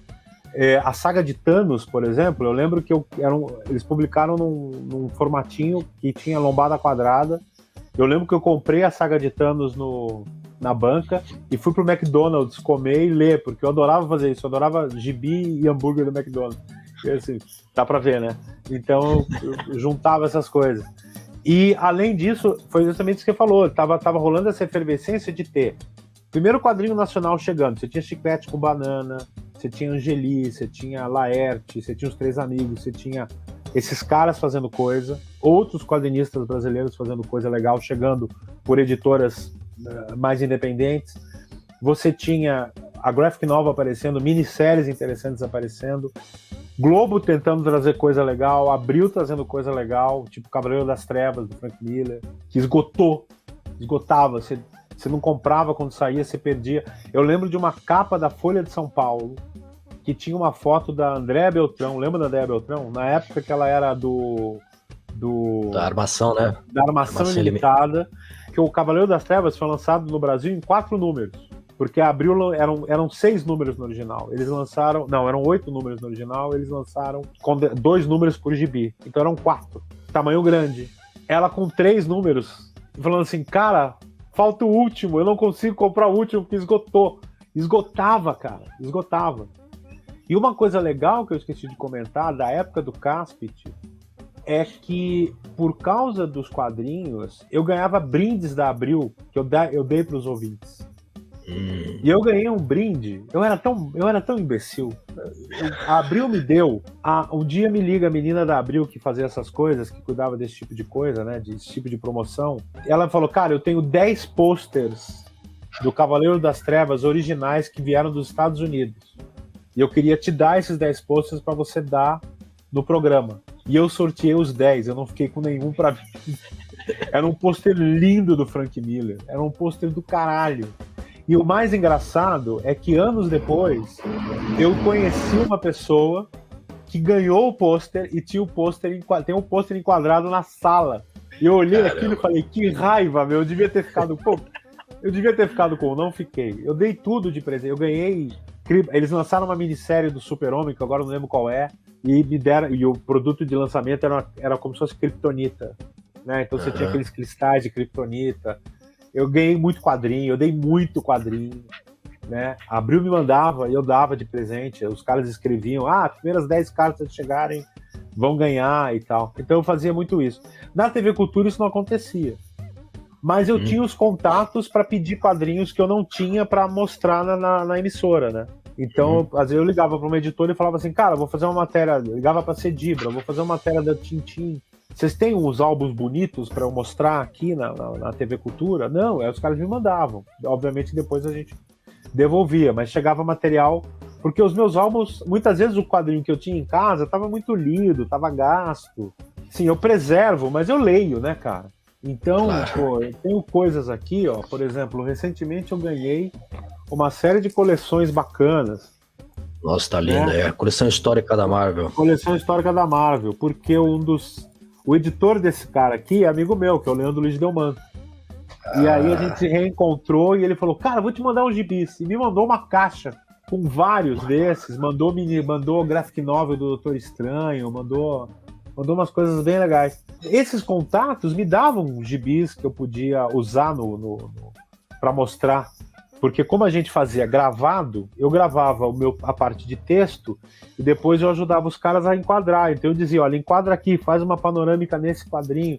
A gente tinha esquema para pendurar os quadrinhos de forma que a gente podia abrir para não dar reflexo. Era complicado quando era um livro de lombada quadrada muito apertado, porque se você abre muito, você estraga, né? Se o livro era meu, eu abria e depois eu colava de volta.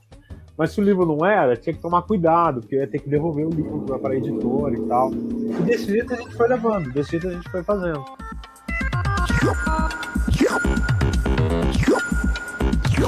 E aí vamos fazer aqui uma repassada, né, uma recordada dos assuntos que você trouxe, que eu consegui levantar aqui, e a gente vai pegando outros. Inclusive até, como você falou, eu vou até tentar puxar um pouco para a fase seguinte, que foi quando o Vandy Doratioto acabou assumindo. Ele, a partir, eu consegui dar uma mapeada. O Silvio ficou entre 92 e 93 apresentando, além de escrevendo e produzindo o quadro, e o Vandy de 93 até 94, por aí. Né? Depois disso, aí eu digo como um espectador que ficou lá acompanhando tudo, inclusive as reprises. Aí depois que mudou, o Gerson foi para a Record, mudou completamente, foi repaginado todo o programa, entrou a Fernanda Souza, aí o Márcio Ribeiro entrou no lugar do Gerson de Abreu, o Norival Rizzo também entrou para fazer lá quadro, tanto de externa como de um sketch lá com o Márcio Ribeiro. Aí o quadro de HQs já não fazia mais parte do programa. Mas então eu vou repassar aqui, inclusive, da fase do Vandy, e aí a gente vai trazendo recordações aí de todo esse trabalho. Ó, na listinha aqui, o Silvio falou do Lobo, o anti-herói da DC. Na época saiu o Lobo, o último Czarniano, tinha saído pela Globo. Aliás, também mais um que, se você pensar bem, não é muito bem para criança, mas tudo bem, fica lá no repertório do pequeno, quando ele crescer já encontra. Esse daqui sim para criança, o jornal A Patada, que abriu o editor, um periódico gratuito, e editou durante muito tempo, e foi muito, muito legal. E assim, aqui também fazendo uma parte a respeito do papel do Silvio no programa. Ele não ficava assim simplesmente como um divulgador apenas e tão somente, mas era um espacinho até curto, digamos, para a fala dele tratar do assunto, mas ele conseguia também colocar lá a sua crítica. Ele fala lá da arte, ele fala do roteiro competente, do diálogo legal, então não sei o quê. E aí ele também, aqui para dizer que ele não ficou apenas como na divulgação, no jornal A Patada, você consegue lá pelo YouTube, ele fazendo uma crítica lá ao projeto gráfico feito pela Abril, que acabava, não mantinha o tamanho das fontes, das letras em toda a paginação, e também era muito um pouco antipático para a leitura. Tem a crítica do Silvio lá, não é apenas uma coisa simplesmente de exposição. Ele também falou, também um outro título para as crianças procurarem depois, quando já deixasse de ser criança, O Príncipe de Aliors, que era do Moebius, né? Inclusive até eu não li O Príncipe de Aliors, aliás eu li pouquíssima coisa do Moebius, mas graças a depois ao Wizard, que foi falar de quadrinhos eróticos, eu fui ver que tem lá algumas partes eróticas no Príncipe de Aliors, e dá uma pequena passada, e uma passada bem comportada no trabalho lá da trucagem de câmera pelos quadrinhos dessa edição. Como o Silvio falou aqui, ele falou do almanacão da Turma da Mônica, né? Falou, inclusive era um almanacão que eu tive, até o que aparece lá na sua resenha. E aí também, colocando novamente do trabalho crítico do Silvio, ele até coloca que há quem diga, isso daí, tô transcrevendo do que ele diz lá no vídeo, há quem diga que as histórias não são mais as mesmas. Verdade seja dita, assim, eu cheguei a ler quadrinhos da Turma da Mônica mais dos anos 80, né, não dos anos 70, dos anos 70 era meio raro de aparecer no almanac na época que eu acompanhava, mas realmente as histórias dos anos 80 eram demais, eram sensacionais, e o Silvio acompanhou também dos anos 70. Agora o estúdio Maurício de Souza está lançando os ônibus aí para quem quiser investir seu 13º, e aí pode também comprovar a respeito da qualidade dessas fases iniciais da Turma da Mônica. Você falou também aqui dos quadrinhos da boneca Barbie, procurando falar para as meninas também, que lógico acompanhavam o programa. Também falou da Betty Boop. O quadrinho teve um lançamento, um especial da Betty Boop, que foi lançado uma edição única aqui no Brasil. Nathan Never, que era da ficção científica lá da Bonelli. Esse, curiosamente, eu não tinha lembrança dessa resenha que você fez.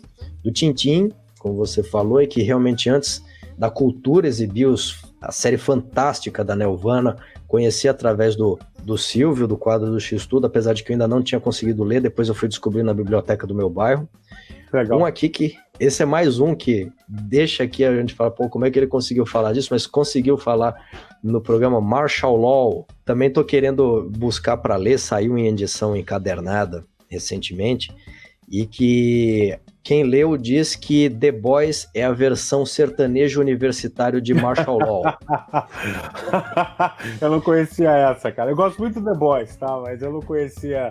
Eu gosto do quadrinho e gosto do seriado, mas eu não conhecia essa e acho que faz sentido. Martial Law era pesado, cara.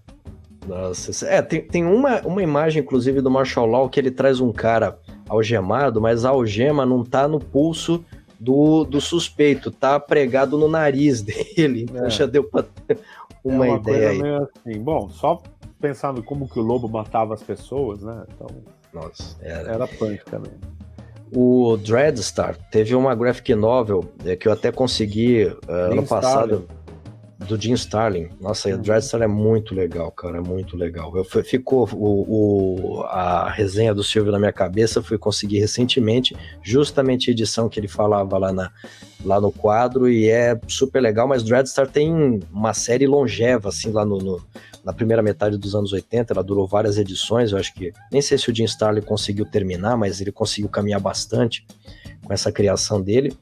Os Freak Brothers, como eu falei aí, que é um trio de hippies chapados que estão sempre dando um jeito lá de queimar o seu baurete, se dar bem com as garotas, e que falar isso para criança, realmente parabéns, Silvio, que você falou e eu fiquei com vontade de ver desde então. Aí até já da fase do Vandy Doratiotto, que aí eu vou fazer novamente uma parte, é claro que eu criança, reparei, pomba, mudou o apresentador, mas mesmo criança, apesar de não ter lá meu filtro crítico tão bem desenvolvido, a qualidade da resenha continuava a mesma. Aí, recentemente, fui lá puxar a ficha, os créditos que passam no final do programa, e tá lá o Silvio ainda acreditado como roteirista. E aí, com o Vandy, falou-se de Nickel Náusea, e tinha a revista do Nickel Náusea, era bem legal.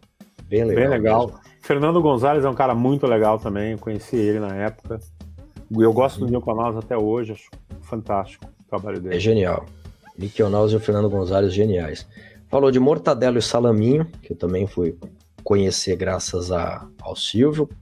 Falou de Alan Moore, através da voz do Vandy Doratiotto. Curiosamente, aquelas coisas de criança, eu retive dessa resenha mais o V de Vingança, até porque a máscara do Guy Fawkes é meio assustadora. Aí depois fui ver V de Vingança, legal, fui ler. E é perene, né? Porque a máscara dele é utilizada até hoje como símbolo de anarquia, né? Uhum. E uma coisa até que você falou aqui na resenha do Alan Moore, falou-se do V de Vingança, do Piada Mortal, do Watchmen, e uma informação lá que quase virou filme pelas mãos de Terry Gilliam, ex-Monty Python, que fez vários filmes geniais, mas no entanto parou nas mãos do Zeca Snyder, o visionário. É o visionário que temos, não que merecemos. O primeiro projeto foi com o Terry Gilliam, que ele fazia as coisas sozinho também, né? Ele não fazia só coisas com o Monty Python. Ele virou um cineasta, né?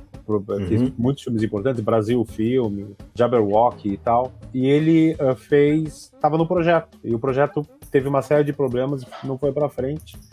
E eu acho que ia ser fantástico. Acho que ia ser absolutamente genial. Na época, o casting do Dr. Manhattan era o Arnold Schwarzenegger. Era a ideia que o Arnold Schwarzenegger fizesse o Dr. Manhattan. Ia ser engraçado o Dr. Manhattan com sotaque alemão, né? Mas fisicamente eu acho que ia ser legal. I'm tired of mankind. Exato, né? Então, era uma das pessoas. O Gary Busey era para ser o comediante. Tinha uma série de escolhas legais, mas infelizmente o projeto não foi para frente. Realmente, eu falei disso na matéria. Como diria Neymar, saudade de algo que não vivemos. Eu entendi pelo seu comentário que você não gosta do filme do Zack Snyder, é verdade? Na verdade, assim, de verdade eu me diverti muito com o filme do Zack Snyder. Porque eu não gosto do filme do Zack Snyder. Eu me diverti muito, mas depois, com a ajuda de críticos e tal, eu entendi os problemas e, de verdade, entendi o problema que se chama Zack Snyder. Eu acho o filme lindo. Eu acho ele plasticamente lindo. Quando eu vi o trailer no cinema, a hora que o veículo do Nightwolf sai da água, a coruja, sai do rio, e eu olhei aqui, sério, eu tô arrepiando agora. Eu fiquei arrepiado quando eu vi o trailer desse filme. Eu falava, que do cacete. Porque o Zack Snyder, ele tem uma capacidade plástica inegável. Sim. O visual dele é impactante. Mas o filme é arrastado, tem problemas de construção, é difícil de acompanhar. Ele fez algumas escolhas que eu não acho que foram legais, né? Tirou completamente a história do alienígena, enfim. O filme eu não gosto do filme. Posso estar sendo meio Maria vai com as outras, mas a análise que o Max do canal Entre Planos fez de Watchmen, eu acho que é certeira. Nosso Max consegue ter uma capacidade de síntese muito legal, que é justamente, para a gente tentar chegar aqui à visão do Alan Moore com o Watchmen, se os heróis vivessem no mundo real, segundo o Alan Moore, seria um negócio muito ridículo e muito autoritário. E é isso que o Alan Moore coloca: os heróis são ridículos, são fora de forma, são falhos, são viciados no sentido de que eles têm comportamentos e pensamentos perversos, né? As roupas viciados, são meio toscas, né? Isso. Então eles estão sempre falhando. E, no entanto, o Zack Snyder, ele não tem profundidade de leitura, e ele adora os quadrinhos do Watchmen, lógico, e ele engrandece pra caramba. Tanto que, tem uma hora lá que o comediante tá brigando contra o Ozymandias, que depois vai ser revelado, tal, ele dá um murro e quebra a parede. Ele coloca o super-herói como super, sendo que eles não são super, né? Não, pois é. Então, o único super é o Dr. Manhattan. E o Ozymandias no sentido da capacidade intelectual dele. Sim. Que é como se fosse um superpoder, mas os outros são só bem treinados. São pessoas que saem à noite para bater nos outros. Basicamente. Mas o que você falou, a capacidade plástica do Zack Snyder realmente é impressionante. A sequência de abertura, cara, teve vezes que eu ficava vendo em loop, que aquilo é fantástico. Assim, eu acho que é cruel isso, porque é tão bonito que dói quando a gente vê que o filme não é bom. É a mesma coisa que aquele Sucker Punch dele, que é outro filme lindo. Cara, tem uma cena que pensa que a heroína luta com um samurai gigante, que é uma das coisas mais bonitas que eu já vi em filme de ação e tal, mas o filme é uma porcaria. Inclusive porque você mata o final quilômetros antes do final chegar. Você matou o final. É chato. Mas é lindo. Então eu digo para as pessoas: assiste se você quer ter. Se você aprecia banho visual, se você aprecia cinematografia, assiste. Mas você não vai gostar do filme, eu acho. Né? Bom, continuando aqui, ainda lá na voz do Vande. Chegou a falar que foi uma surpresa eu não me lembrar, e hoje uma alegria, porque eu tô colecionando regularmente aqui, ou caninamente, as edições do Karl Barks. Tô maravilhado com ele, o grande São Karl Barks. Falou também aqui uma lapada com HQs feitas com computador, que na época era uma novidade danada. Hoje é difícil ter alguém que faça analógico. Tinha saído a primeira graphic novel totalmente digital, que foi uma graphic novel do Homem de Ferro. Crash, né? Crash, exatamente. E aí também, na mesma edição, teve a Batman Digital Justice, que eu li faz uns 15 anos, mas eu me lembro de não ter gostado. Enfim, não me lembro se a minha impressão foi verdadeira. Eles são trabalhos mais importantes pela história, pelo momento histórico, do que de qualidade. Os dois quadrinhos não são bons. E também um lançamento brasileiro feito... Ele foi colorizado por computador finalizado, que é o Momotaro, a Lenda do Menino Pêssego. Essa eu cheguei a encontrar algumas vezes na minha vida, mas eu não peguei pra ler, tô curioso até hoje. Esse é o legal, eu gosto do Momotaro, eu acho bacana. Isso, até você faz até no seu texto, tem um elogio pra essa edição, né? Eu falei, se o Silvio tá falando bem, então é isso aí, então vale a pena ler. Falou dos clássicos ilustrados, algumas adaptações com grandes quadrinistas de clássicos da literatura mundial. É que, curiosamente, eu não sei, Silvio, assim, é que nesse programa não aparece o seu nome nos créditos, mas você fez o texto? Eu escrevi. Eu nem sabia que tinha meu nome nos créditos nessa época, mas eu escrevi. Os clássicos ilustrados, inclusive, as imagens dos clássicos foram feitas com os meus livros. Aí teve um outro quadrinho, curiosamente, aí depois nessa fase do Vande, você pegou umas coisas temáticas para falar de vários títulos sobre o mesmo guarda-chuva. Ele também falou de quadrinhos com arte mais sofisticada, algo mais próximo da pintura, tal, por exemplo, Orquídea Negra, do Neil Gaiman e do Dave McKean, os livros da magia também do Gaiman e com o Scott Hampton, e o Wolverine e Destrutor em fusão. Esse daí que é o Orquídea Negra e o Wolverine e o Destrutor eu já li, maravilhoso. Dos livros da magia ainda não li, eu só li aquela parte que tinha nas edições da Vertigo, mas super legal aqui, vocês verem o tipo de enfoques que ele ia dando, não apenas de um título, mas para falar de estilos. Quadrinho pintado, né?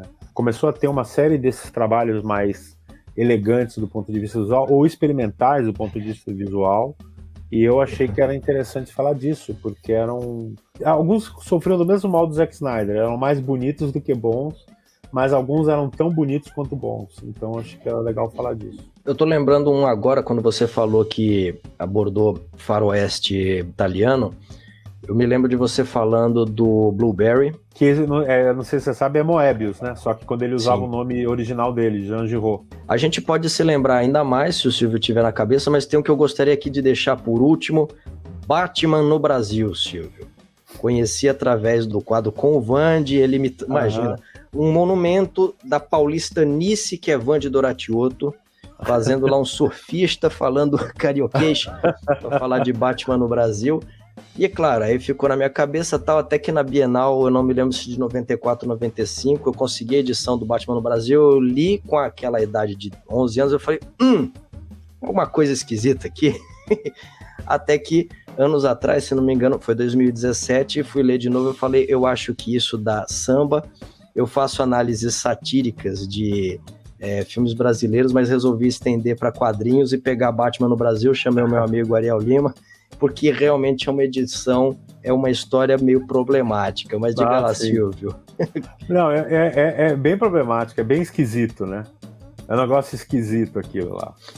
E eu ainda não entendo por que decidiram fazer isso. Mas te pediram para fazer isso ou você falou, é até exótico, porque quase, afinal de contas, quase não tem super-heróis estrangeiros. Eu achei interessante a química da coisa, né? Você tem um cara tão famoso como o Batman vir resolver um crime no Brasil, né? Então, eu acho que isso foi o mote para fazer.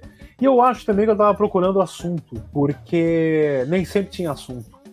Você falou de um programa que até você fez um comentário, as meninas gostavam de tudo, não tinha só essa de gostar de quadrinho teoricamente feminino, né? Mas o quadrinho da Barbie foi um momento que eu tava sem assunto. E eu falei, cara, vou falar disso aqui, né? Eu precisava fazer alguma coisa, eu vou falar disso aqui essa semana e acabei fazendo. Eu vi que dava para dar um dist cômico em cima, uma brincadeira. Não era tão ruim quanto poderia ser, então eu achei importante trazer, mas a gente recebia carta na TV Cultura, né? Eu tinha muita menina assistir, gostava das coisas de super-herói e tal, etc. Mas o Batman no Brasil foi isso também. Eu achei interessante a dicotomia da coisa, né? O Batman, aquela figura de Gotham City, no Rio de Janeiro, que teoricamente pode ser uma cidade tão negra quanto Gotham City no sentido da podridão, né? No sentido negro, no sentido do escuro, porque ele é o Dark Knight. É isso que eu quero dizer com a palavra negra aqui, tá, gente? Perdão. Não quis criar nenhuma inferência. Mas aí, digamos, então, para não usar a palavra negra, usar sombria, né? O lado sombrio, escuro do Batman, para vir para uma cidade que, na ótica dos autores, também tem esse pé, né? Porque é uma cidade que tem um lado muito colorido, mas tem outro lado sombrio, que é a questão das drogas, das favelas e tal, etc. E a ótica distorcida de quem está de fora olhando isso e tentando fazer numa mesa em Manhattan, tentando contar uma história no Brasil, só olhando para, sei lá, matérias do National Geographic ou qualquer coisa assim, entendeu? Então, o discurso é todo bagunçado, né? Mas eu achei interessante trazer, por isso que eu falei do Batman no Brasil. Eu acho que valeu a pena, assim mesmo. Foi interessante, é uma edição interessante, a Abril lançou encadernado.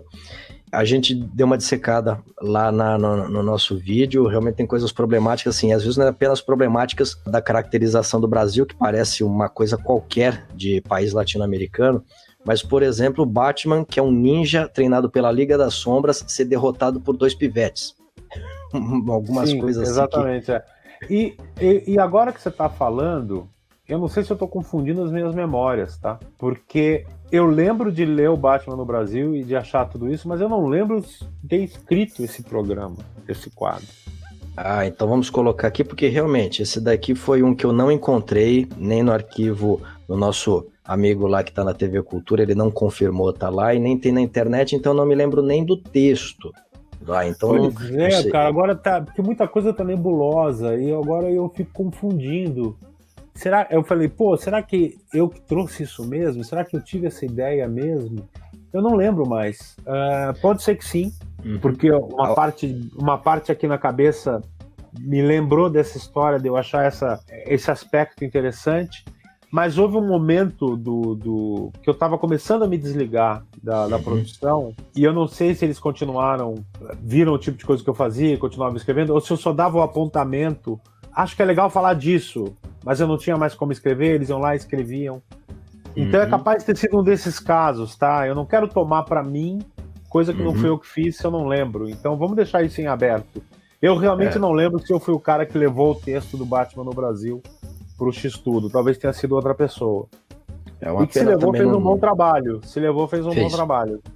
Fez, porque eu não me lembro da crítica. É uma pena não ter o texto pra gente saber aí o nível digamos, da incisão, ou simplesmente que ele faz uma exposição falando de que, olha, é curioso, leiam. É uma pena não ter isso. Eu queria ter resgatado, inclusive, para essa resenha que eu fiz lá com o meu amigo, o Ariel, e aí para botar uma coisa apenas de bastidores meus, aí eu tentei entrar em contato com o roteirista, o Peter Milligan. Ele tem o site dele lá.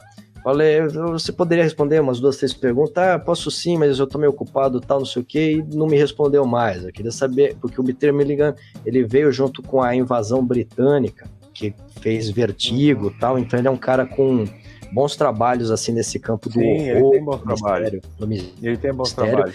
E eu não me lembro se ele estava escrevendo aquela fase do Batman, mas enfim, não foi um bom trabalho, porque imagina, com tanta coisa a se explorar nessa atmosfera sombria brasileira, Rio de Janeiro, ele acabou criando uma história lá de meio que demônios e tudo, e ficou um negócio esquisitinho.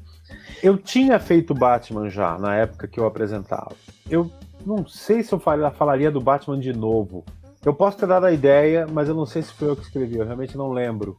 Se bem que parte de mim acha que foi, parte não acha, e aí vamos ficar sem saber.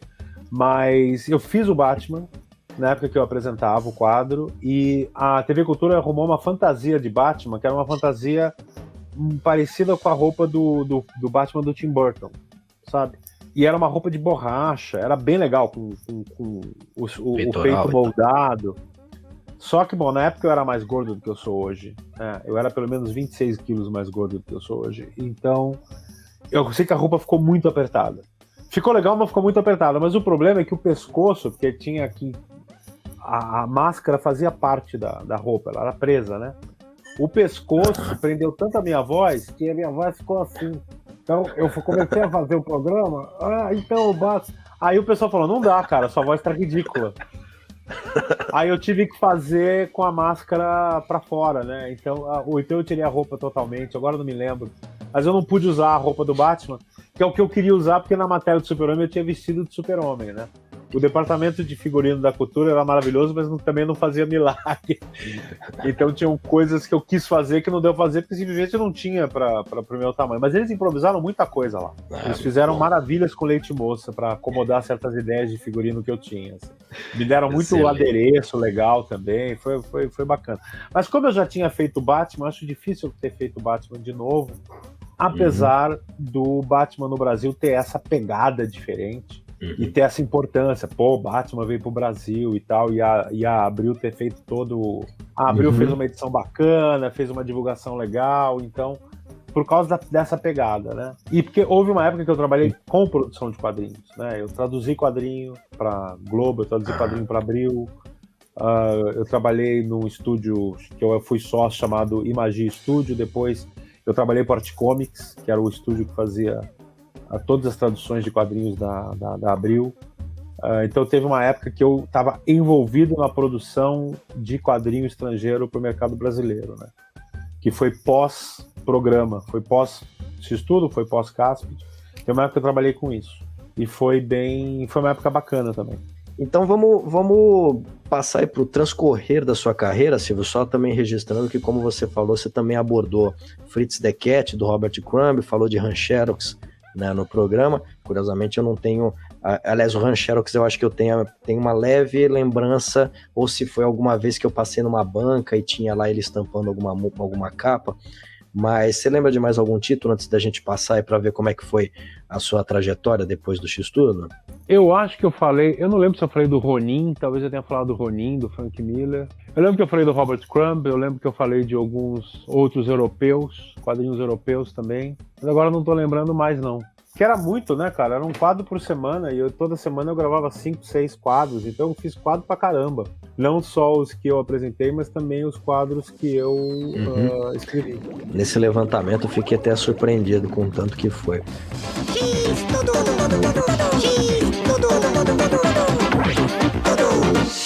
Mas vamos lá então, Silvio. Sabe que aqui a gente avançou bastante na nossa conversa e também estamos avançando na hora aqui, não vamos abusar muito do tempo e da sua simpatia em poder conversar com a gente. Mas e aí depois do X-Tudo, como é que foi a sua caminhada? Eu já na época do X-Tudo, eu já trabalhava com design gráfico, já trabalhava com outras coisas, né? E o meu trabalho como designer gráfico acabou me levando para mexer com desenho digital, produção de vídeo, né, vídeo digital, videografismo. Trabalhei muito tempo, fiz bastante coisa nesse período. Trabalhei numa produtora de computação gráfica, fazendo animação 3D para vinhetas e comercial, essas coisas. E depois acabei caindo no mundo da interface digital e eu virei UX designer. Eu trabalho com interface de aplicativo móvel e de produto digital. Eu trabalhei para a América Online no final dos anos 90, morei nos Estados Unidos fui trabalhar na AOL, depois trabalhei na AOL Brasil. Quando a AOL Brasil estava para fechar, eu saí fora, fiquei um tempo trabalhando sozinho. Depois eu trabalhei numa agência de produção de conteúdo para a internet, uma agência de publicidade para a internet, na verdade, chamada Vinil, uma produtora, né? Produzia sites e hot sites e produtos digitais. E depois de lá eu fui para o Terra, e fiquei anos no Terra, morando em Porto Alegre. Depois eu fui para a Móvel, em Campinas, trabalhar com aplicativo móvel, né, aplicativo de celular. E hoje eu estou na Globo como designer, UX designer, né, trabalhando na área do hub digital da Globo. Então eu virei um UX designer, eu virei um cara de interface, digamos assim. A maior parte do meu tempo de produção é gasto criando interface, trabalhando com arquitetura de informação, desenho de interface, jornada de usuário, essas coisas.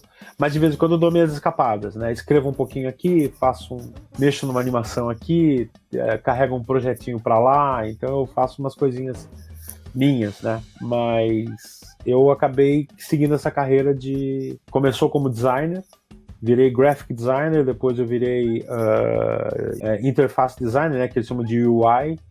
E acabei virando arquiteto de formação e designer de experiência, né? UX designer, que é o que eu sou hoje. E para a gente acabar então, Silvio, assim, justamente é uma pergunta que faltou, mas vamos deixar aqui para concluir, que é como é que foi a sua formação como leitor? Como que você descobriu aí os quadrinhos e depois expandiu para títulos mais adultos? Qual que era o seu canal aí para formar aquele repertório que você compartilhou com a gente lá em fases tão significantes das nossas vidas? Cara, sendo fã, basicamente, e porque eu sempre desenhei, né? Quando eu comecei a desenhar e criar os meus personagens, na verdade eu comecei copiando. Eu criei super-heróis que eram baseados em super-heróis que eu gostava. Eu criei detetives que eram baseados em detetives que eu gostava. E então eu sempre comprei muito quadrinho. Eu sempre fui muito fã de ler quadrinho. E meu interesse veio daí. Aí eu comecei a me interessar por quem fazia aquelas coisas, né? Comecei a seguir os autores que eu gostava. Quando eu comecei a crescer e comecei a comprar material mais bacana, mais bem produzido, né? Eu tinha a sorte de ter aprendido inglês, então eu comecei a consumir material estrangeiro também, porque para o Brasil não chegava muita coisa, então tinham bancas que vendiam quadrinho estrangeiro, que é uma coisa difícil de ver hoje. Eu tinha uma perto de casa, e naquela época os preços não eram estratosféricos, então foi assim que eu conheci a Heavy Metal, que depois eu fui descobrir que era uma versão inglesa da Metal Hurlant, que é a revista original, que é francesa. E as coisas foram me levando. E também a influência, porque meu irmão mais velho era um cara que lia muito, gostava muito. Meu irmão mais velho que me apresentou Asterix, Tintin, Tanguy e Laverdure, esses caras. Foi um pouco de autodidata, aprendendo sobre isso, gostando. E de querer fazer, né? De querer desenhar, de querer aprender a contar uma história, né? Eu fiz várias histórias em quadrinhos minhas, que nunca foram publicadas e nunca serão publicadas, porque é tudo lixo, mas eu fiz vários quadrinhos. Eu tava criando uma história em quadrinho que eu tava trabalhando com nanquim, que eu queria fazer um negócio mais bonito, com papel canson. Eu tinha visto Guerra nas Estrelas, né, cara? Isso é começo dos anos 80, eu tinha visto Guerra nas Estrelas. Então eu criei uma saga especial. Tudo é chupado de Guerra nas Estrelas, assim, é vergonhoso. Eu criei os meus personagens lá, e aí no meio do quadrinho, eu fui ao cinema ver Excalibur, do John Boorman, que conta a história do Rei Arthur, que é um filme brilhante. Eu saí do filme e falei, eu tenho que inventar um personagem com espada. Então, no meio do quadrinho, ele começa a deixar de ser uma saga espacial para virar uma saga espacial / capa-espada, por causa do Excalibur. É um negócio completamente insano, né? Mas essas influências é que foram me levando a ler e ir atrás. Eu sempre gostei muito de cinema. Então, também por causa da minha mãe, que é muito fã de cinema, o meu irmão mais velho, meus outros irmãos, a gente sempre gostou de cinema clássico, tudo isso, cinema, desenho animado e quadrinho, para mim é a trifeta. A minha base cultural, eu diria até emocional, porque aqui dentro eu ainda sou um imbecil de 13 anos de idade, é quadrinho, é animação, é boneco. Olha ali atrás de mim, tem um caco ali atrás de mim. Eu tenho um pôster do Mickey aqui em cima, eu tô cheio de boneco aqui. Acabei de pegar Se você olhar a minha mesa, você vai ver que tem o Woody, todas as influências que eu gosto. Tem o Marciano da Warner Bros., tem o Buzz Lightyear, tem Stormtrooper, o Olivier da Pixar. A Pixar, para mim, é fabulosa, né? Fabulosa. Eu tive agora em São Francisco, em Emeryville, que é a cidade onde é a sede da Pixar, eu bati uma foto na frente daquele portão famoso com a letra Pixar em cima e publiquei e escrevi. Eu na frente da igreja, porque para mim aquilo lá é uma igreja, é um lugar que eu faço né? Então tudo isso foi me formando culturalmente, né? Então minha cultura, meu universo cognitivo vem todo daí. E também de ler muito, né? Sempre li muito, né? Não só quadrinhos, né? Livros.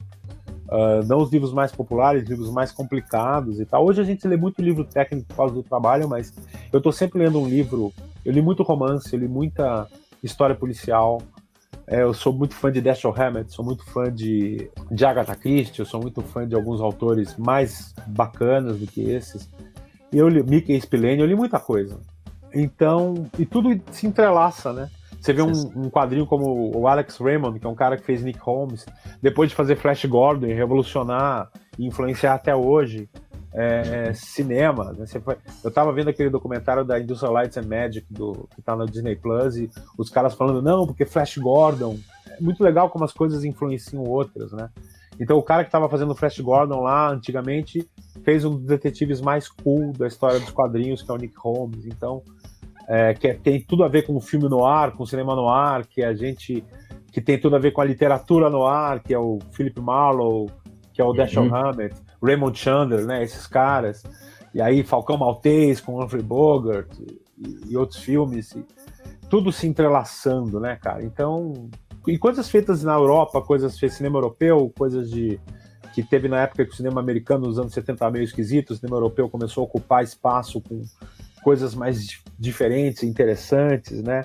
E na época de faculdade, a gente debatendo tudo isso, né, cara? Mas, no quadrinho foi assim, eu comprava toneladas, eu compro até hoje, eu compro menos porque hoje tá muito caro, eu acho quadrinho no Brasil muito caro, eu compro menos coisas, mas tinha uma época que ir à banca era um ritual, sabe aquela coisa, dia de lançamento, eu tava na banca para comprar, né? Então...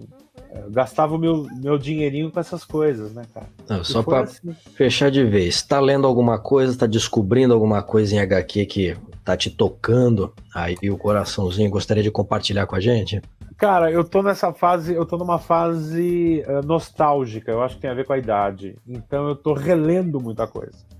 Esses quadrinhos todos do Jack Kirby, do Stan Lee, antigos, né, que eu tava te mostrando, não só os que eu já comprei, como esses que meu amigo me deu, Tintin, eu tô relendo Asterix, eu tô relendo muita coisa do Karl Barks, daquela coleção que a Abril lançou, sabe, com os tesouros do Karl Barks, são coleções grandes, né, graphic novels grandes, então eu tô lendo essas coisas.